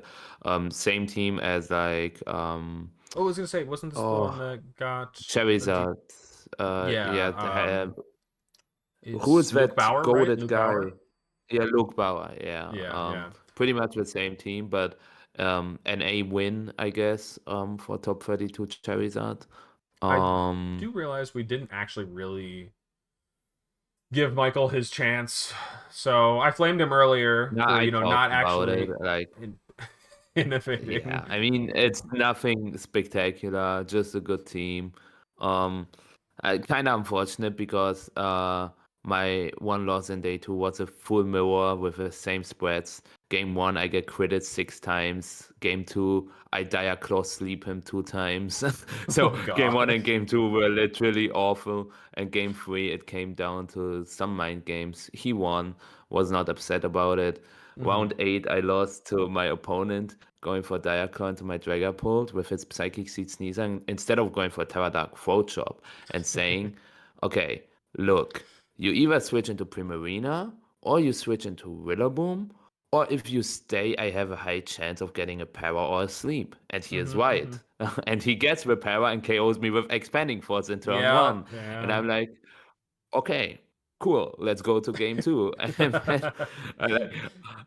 attitude. That's why I'm a little mad about Diaclaw. Also, this stream match against Edo. Edo had such a great matchup because I didn't know that actually my Dragapult would survive a Sucker Punch from Samwhat. I thought my Dragapult would die. It is just a 37.5% roll, and I didn't bring Dragapult because I thought it would die, but because it's in my favor, if I bring Dragapult, I have a way, way, way better chance against Edo. There was one play, we will get to the Calc is right later, where I really want to talk about one play where I could have blown everyone's mind, but okay. We I don't know what could be later. mind-blowing about your team, Michael. I mean, I'm looking at it and it's boring as shit, so go ahead. No, I'm just kidding. And I got Diaclaw slapped there as well. Like, I'm not the biggest Sneasel complaint because you can stop Diaclaw, right? But with a team like this, when 4 Pokemon are slower than Sneasel and you have no covered cloak, have fun playing against Sneasel, I guess. And it was so annoying playing against 10 Sneasel in a row from round 2 to 11. I played against Sneasel and I played 0 Incineroar in total. 0 Incineroar. I think literally nobody, without dropping, ever had this happen to him in SV. I cannot imagine anyone playing against 0 Incineroar in one tournament. Hold on. So yeah, that was pretty interesting. But yeah, the team was insane because, as I said, we made 6 top 64 appearances. So that is really, really cool. Um, do you want to look up if you played No Infinite Worlds? That's what I was trying to show, is that like we went into the tournament with the idea that we were going to dodge Incineroar, and then I did only play one. So it was like, I did lose to it too. It was a close one though. I probably could have won it. Oh, But we yeah, were like, round 4. Ensign's fake. Nobody's running yeah. Ensign. I'm going to dodge Ensign. And then I did pretty damn well in doing that. Yeah, not bad. Just made me think of actually. it. But yeah, so so funny. that was my one, and yeah, there's still one team in top 64 I really want to highlight because Gliscor made it to Wait, yes, we haven't talked about Gliscor yet. Let's go. There it is. I found it. Okay, Lorenzo. Adi, I can grab the image. So shout outs to that YouTube commenter. Commenting on Tub Takes. Yes. Calling yeah. the metagame ahead of time. Like, here is the image. I think if I click this, perfect. They were, I don't know exactly where in the video they were referring to like what we were talking about. It might have just been about Sneasler counters, and then they said like I was workshopping some flying types. And I was like, Minior can't get statused. And so it's also a flying type. I was like, dang, they're really it like, can get status in its broken form. Yes. But it can't get status before though. So what's the problem? Yeah, then it just actually outspeeds Sneasler. So and then it said double players don't seem to remember how that mechanic works. Up, by the way. Like, but because Minior only has 120 base speed itself, and you would run adamant Minior, so you only outspeed if you get a shell smash off. Hold on. I want to put Andrew on the spot here. Andrew, if you went up against a Minior, do you know what you would be dealing with? Do you know how this Pokemon works? I know about the form change, but I have no idea about the stats like at all. Yeah. See, that's where they would get you. You'd be like, I know something happens with this guy, but like, is it faster than my Sneasler? Is it not? I don't know. I know that it's doing something. Anyways, they go on to mention Gliscor as a fighting poison resist that also, if you're running like Toxic Orb Poison Heal, is immune to Dire Claw's statuses and dual Wing Beat to break through the stat. I was just like, this doesn't actually seem that bad. And who else felt that way is Lorenzo. Running the dual Wing Beat Gliscor here, Toxic Orb. It's amazing. It's like, it was literally the perfect solution, That's fake. I'll just sleep at turn 1. No, they're protecting. I know that you can coach them on that. I mean, if they fake out, you also get your Toxic Orb, or if they poison touch you, or whatever. True. Like, get it early. You get it early, and then you get to heal at the end of the turn. All that fake out chip's gone. So, yeah, I don't know. I thought that was really cool to see. It's like also probably another knowledge check Pokemon, because I'm going to keep putting you on the spot here, Andrew. Do you know the speed of Gliscor? I just know that it outspeeds, like, actually no, probably like 120 something is my guess. Wait, you think? Oh wait, no! See? Oh my lord, it's so over. It's base 75, right? Is that it? No. No. Are you?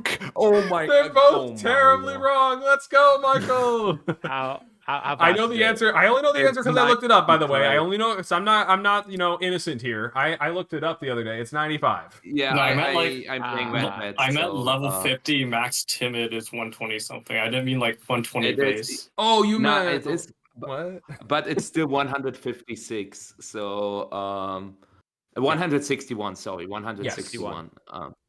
So yeah, close. It can outspeed. I knew it ended which is pretty cool.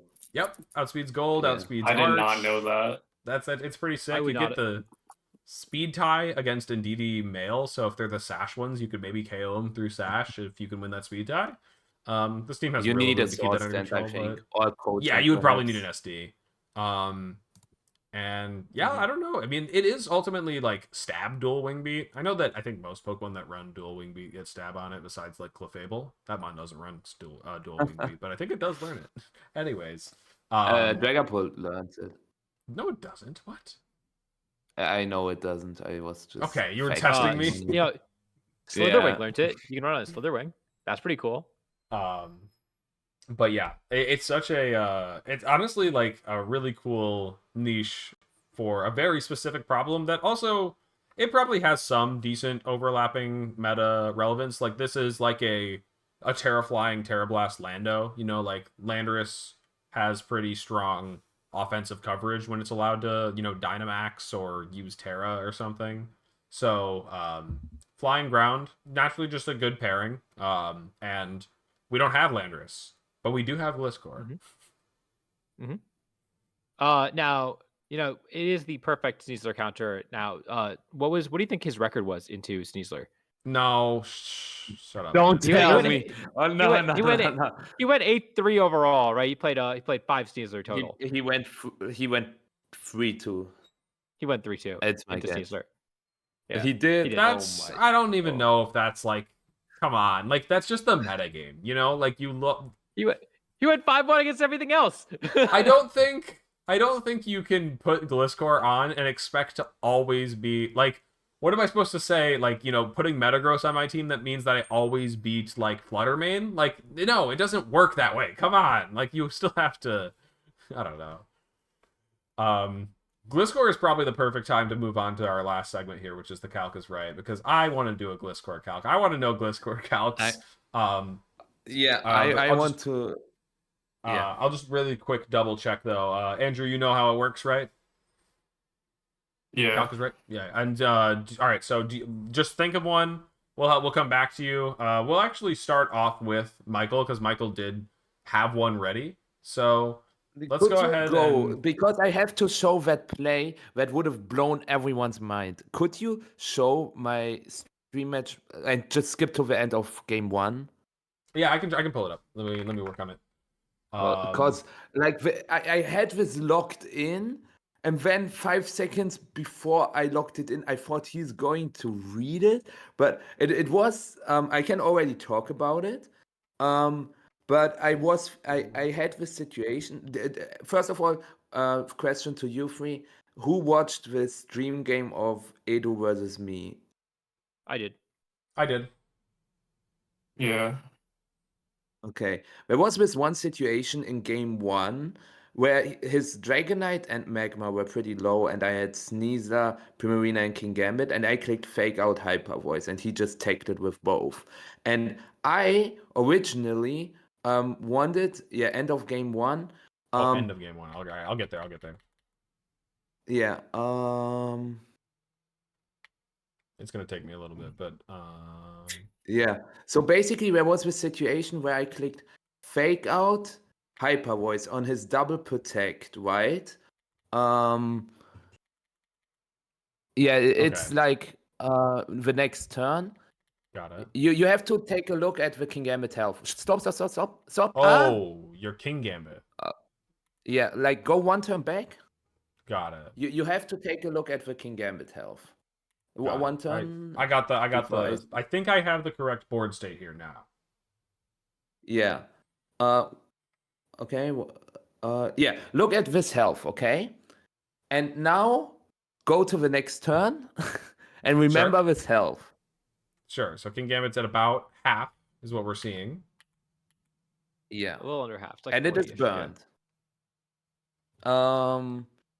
And this greatest play ever made, not quite, but like here I go for switch protect, and my thought before like 10 seconds before end of the turn, I knew that he was going to double protect, and I actually win the game. I dodged Heatwave, but that actually didn't matter that much because my thought process is to switch into Kingambit and go for Moonblast into my Kingambit. Yes. And the question is, does it KO my Kingambit at that point or not? So I will tell you my Primarina spread is 28 modest, 28 special attack modest, and my Kingambit spread is 188 HP and 124 special defense. So that if you lead Sneezer, King Gambit, that Porygon 2 gets an attack boost and not in special attack boost. So 188 HP, 124 speed def, 28 modest Moonblast into King Gambit. You start, Andrew. No, hold on. You gotta give it. Hold on. We had just got told to Calc. I need a second. We'll let you know when we're ready, and then you can call on us. Yeah. We gotta verbally lock in. You're good. You're good. Yeah. Can you say the numbers or like yes, no? No, he did kind of present us a yes/no situation. But let's just go ahead and treat it like a normal calc and just say your number, I guess. Yeah, I mean, I didn't calc it myself. I haven't calced it myself yet, so I actually don't know the number myself. Like, because in the end I didn't go for the play, but that's why I'm asking. Would it have KO'd? I don't know. Okay. What's your SPDF again? 124 SPDF, 188 HP. And you were black glasses, right? You weren't AV. Yeah, black glasses. Is Prim washed or is it not? Yeah. All right, I'm ready. I got a number. I'm ready. All right, Andrew. I'm gonna what say, do you think? Like 36 to 45. Which you only got you usually pick just one burn. number. So just pick one number in the range. I guess if that's what you think it is, just pick. I'll just say 40, and it'll kill after. It might kill after the burn. Okay. What do you say, Ari? I also think it KOs after the burn. I went a little lower. I'm going 37. Okay. And Alex? I was like pretty confident it was getting the KO. I was like, damn, Moonblast is juiced, right? I know that, but maybe I'm wrong. I'm sticking with it though. I had 48. I think it was just doing it. And like, let's go ahead and plug that in. So I have the Primarina already pre-put in, but of course didn't want to spoil anything. So King Gambit now. We've got King Gambit, just standard, no items and tears need to be changed, but it's 188, 124, was that it? Yes. 124. I think I am a little too high. I'm seeing 37 to 44, which is like pretty damn. I think it is 38 actually, but yeah, like 37.6. Yes, that's 37.6 count. I think yes. Yeah, Andrew nailed the range, destroyed it. And Adi, you had, what did you have? Did I have 37 or 38? I forget. I had 37. Was I out? Damn. No. Damn. Is it out? Is it in? No, that's out. That is out. If Adi said 37, he's not in. So okay, then tough. But now that you say it, now that you see it, would it have KO'd with a burn? I think no. I think you would have been left on like a very low. It's a roll. Yeah, it's probably. But it would have been so fire, right, if I made that play and it would have worked, because then I have fake out Hyper Voice the next turn and I win the game with that if he doesn't get a double protect, and he can also not switch to Ninetales. And it was like I was really on it, and then 5 seconds before I was like, no, he sees it. I should cancel it. He won't protect. And then he just double protected. The like, side KO to get another fake out is a really solid move. We've seen some plays like this in VGC's history. I know like some specific examples, but if I tell people that Tommy Coolene did it and Caleb uploaded it to Twitter like 8 years ago, people aren't going to know what I mean. No, dude, it's the Enosh. It's the Enosh 2013 Nats. That's true. Enosh did Mega Horn his own guy. I forgot about that. Mega Horn the Obama. Let's go. Yeah, Jimmy mentioning it as well. All right, let's go ahead and do our next. This was in the national finals actually, against Gavin. Oh no, it was a Rhyperior, I believe, or a Rhydon. No, I thought it was a Scavalier. Rhyperior, right? Was it a Scav? I thought it was a Scav. Anyway, the second one is known. Yeah, Jimmy can probably help us out here. But anyways, let's go ahead and move on to the next one then. Andrew, do you happen to have a calc in mind? Yeah. So at Louisville, I heard of someone clicking close combat instead of coaching into their own P2.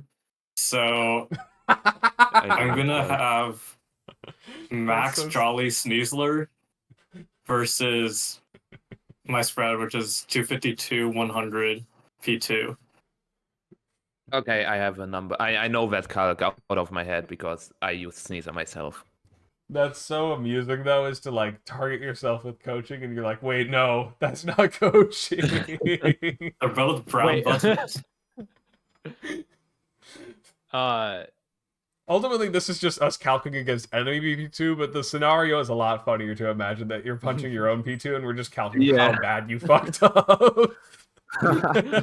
How badly did they fuck up? Imagine he clicked Terra Stellar coaching, but then he realized it's Terra Stellar CC. Stellar coaching to get the extra boosted coaching. All right, I'm ready. Same. All right, I'm ready.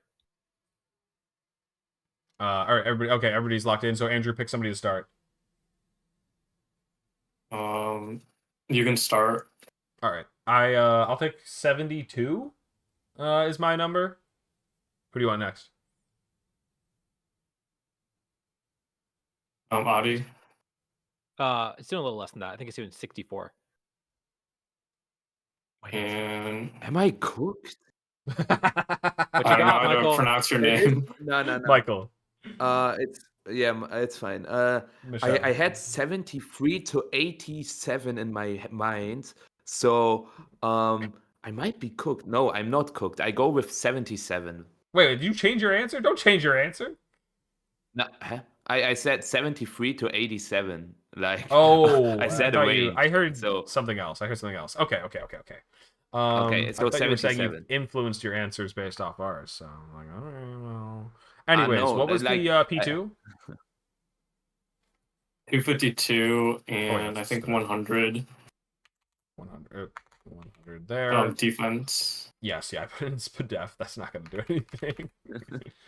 All right. The close because combat. I know against like the 92 death spread, it does 75 min. So I'm seeing I just 69 said, yeah, to okay. 84 is what I'm seeing here.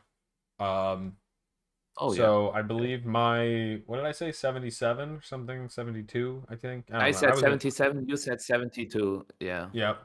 Adi, you had I think 64, I was right? I was lower. I was 64. Yeah. My internal calcs are. I'm always assuming the P2 is bold. I did not realize it was quiet. Got it. Yeah. This was just neutral. All right. With both, Adi, we me would or you? all be in, I think. Yeah. Mhm. I wanted to do a Gliscor one. Adi, do you have one in mind or no? I do. I have one from the other Pokemon that was cool that made day 2, which is there's a Flapple. There's a Flapple in day 2. It was choice banded. And we're gonna see. Wait, what? How well do you I like modifiers. how well do you know your Flapple calcs? It was choice band I know Flapple. all of them. And so Adamant, choice band Flapple. It had Dragon Rush and Hustle. I wouldn't bet on hitting my Dragon Rush to survive Hustle, but I'm not gonna use that one. Let's go Grab Apple because I'm pretty sure that one is probably gonna hit. So dual wing beat. choice band. Choice band Adamant. Sorry. Choice band Adamant Hustle. Aerial Grab Ace Apple. and dual wing beat.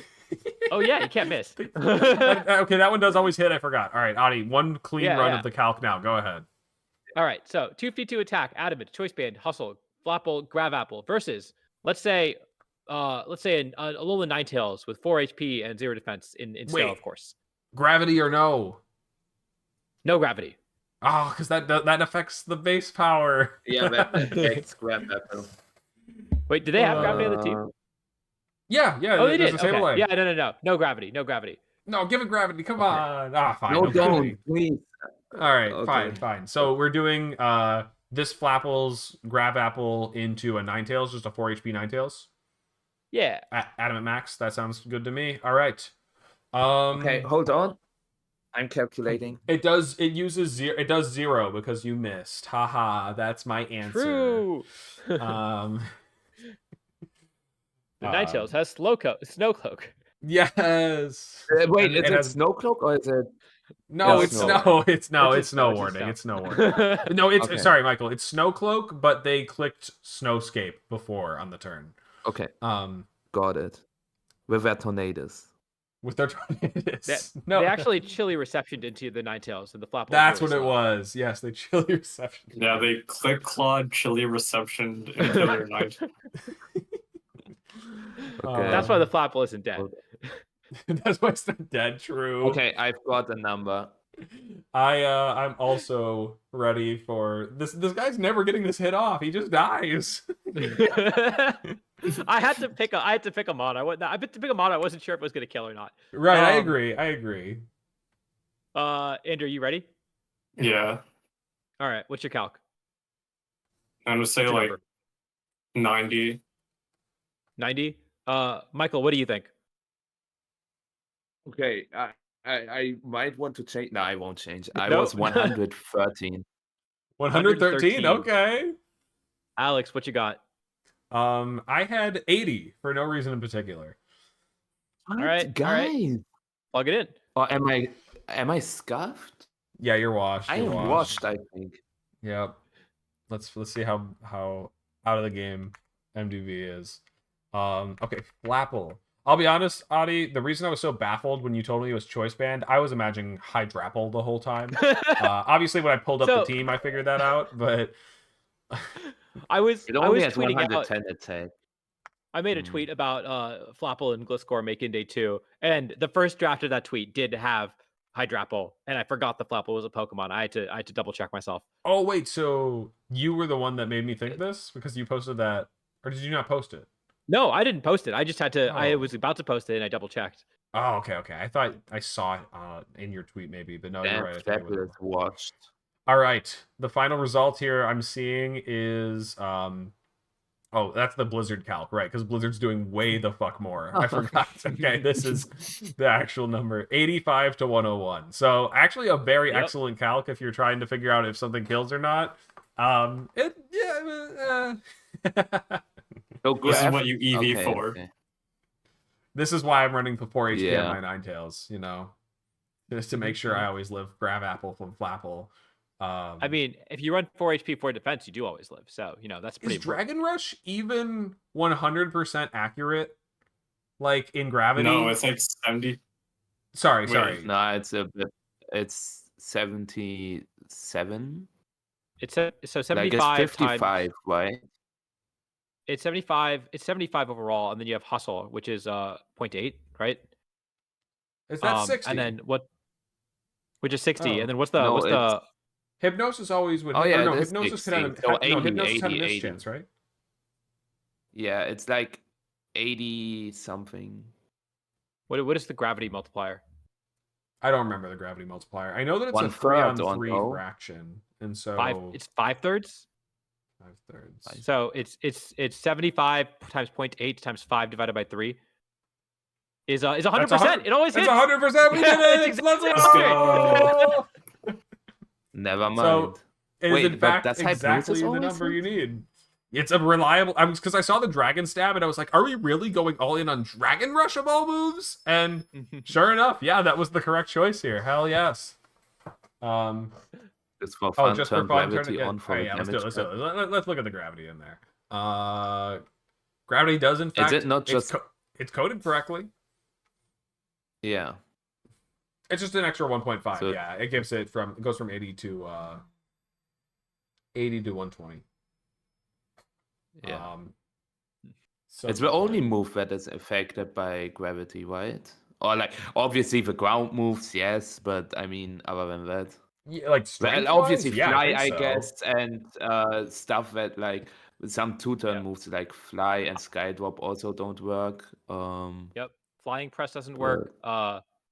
Splash doesn't work. Splash fails if you have gravity. Fun fact. That's really Splash. tough. You can't go for Z Splash on your Solgaleo or whatever. I don't know if Z moves Wait, are blocked by gravity. I'm not sure about that one. Right.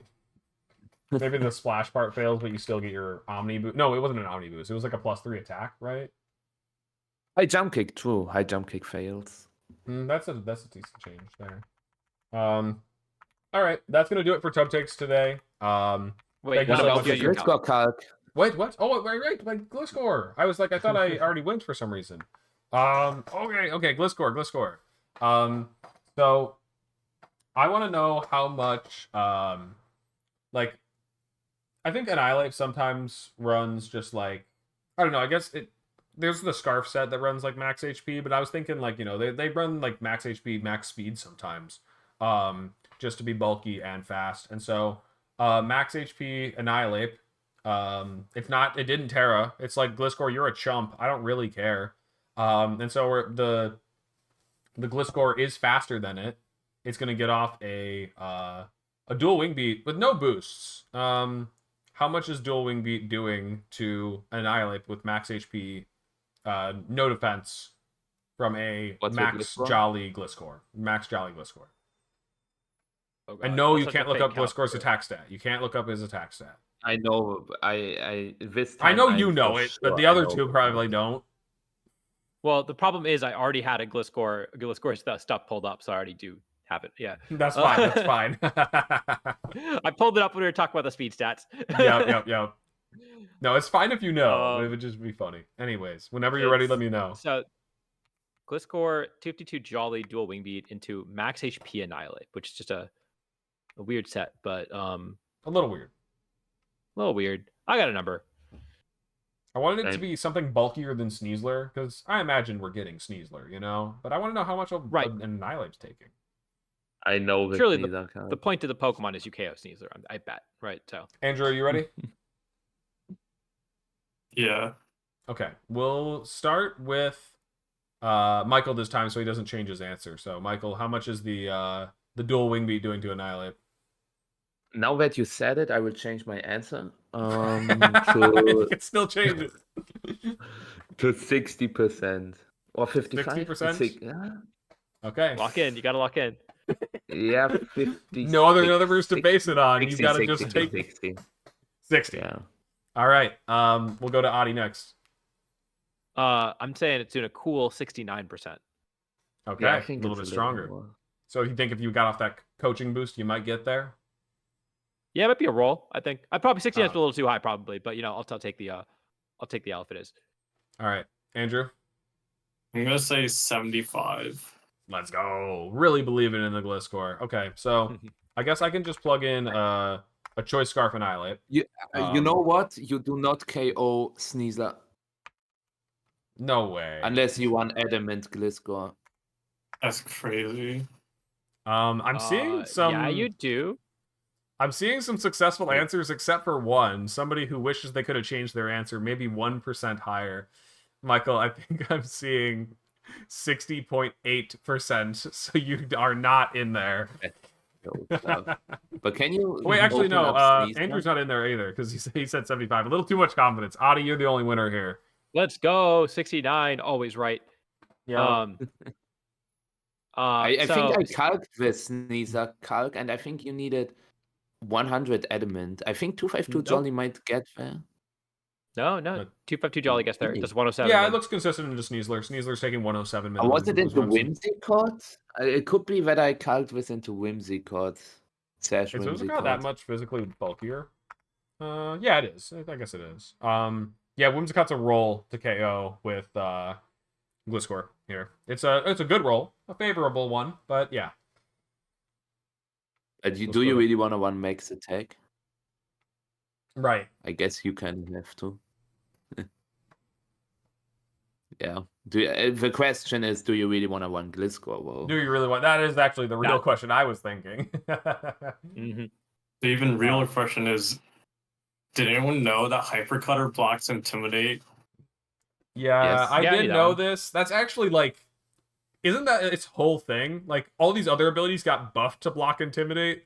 This one's like that's what it was made to do. always Right? been like that. Yeah. Yeah, Since Gen 'cause I- 3. I remember looking at Chromominable back in Gen 7, Gen 8, one of the two, and that was one of the selling points of it.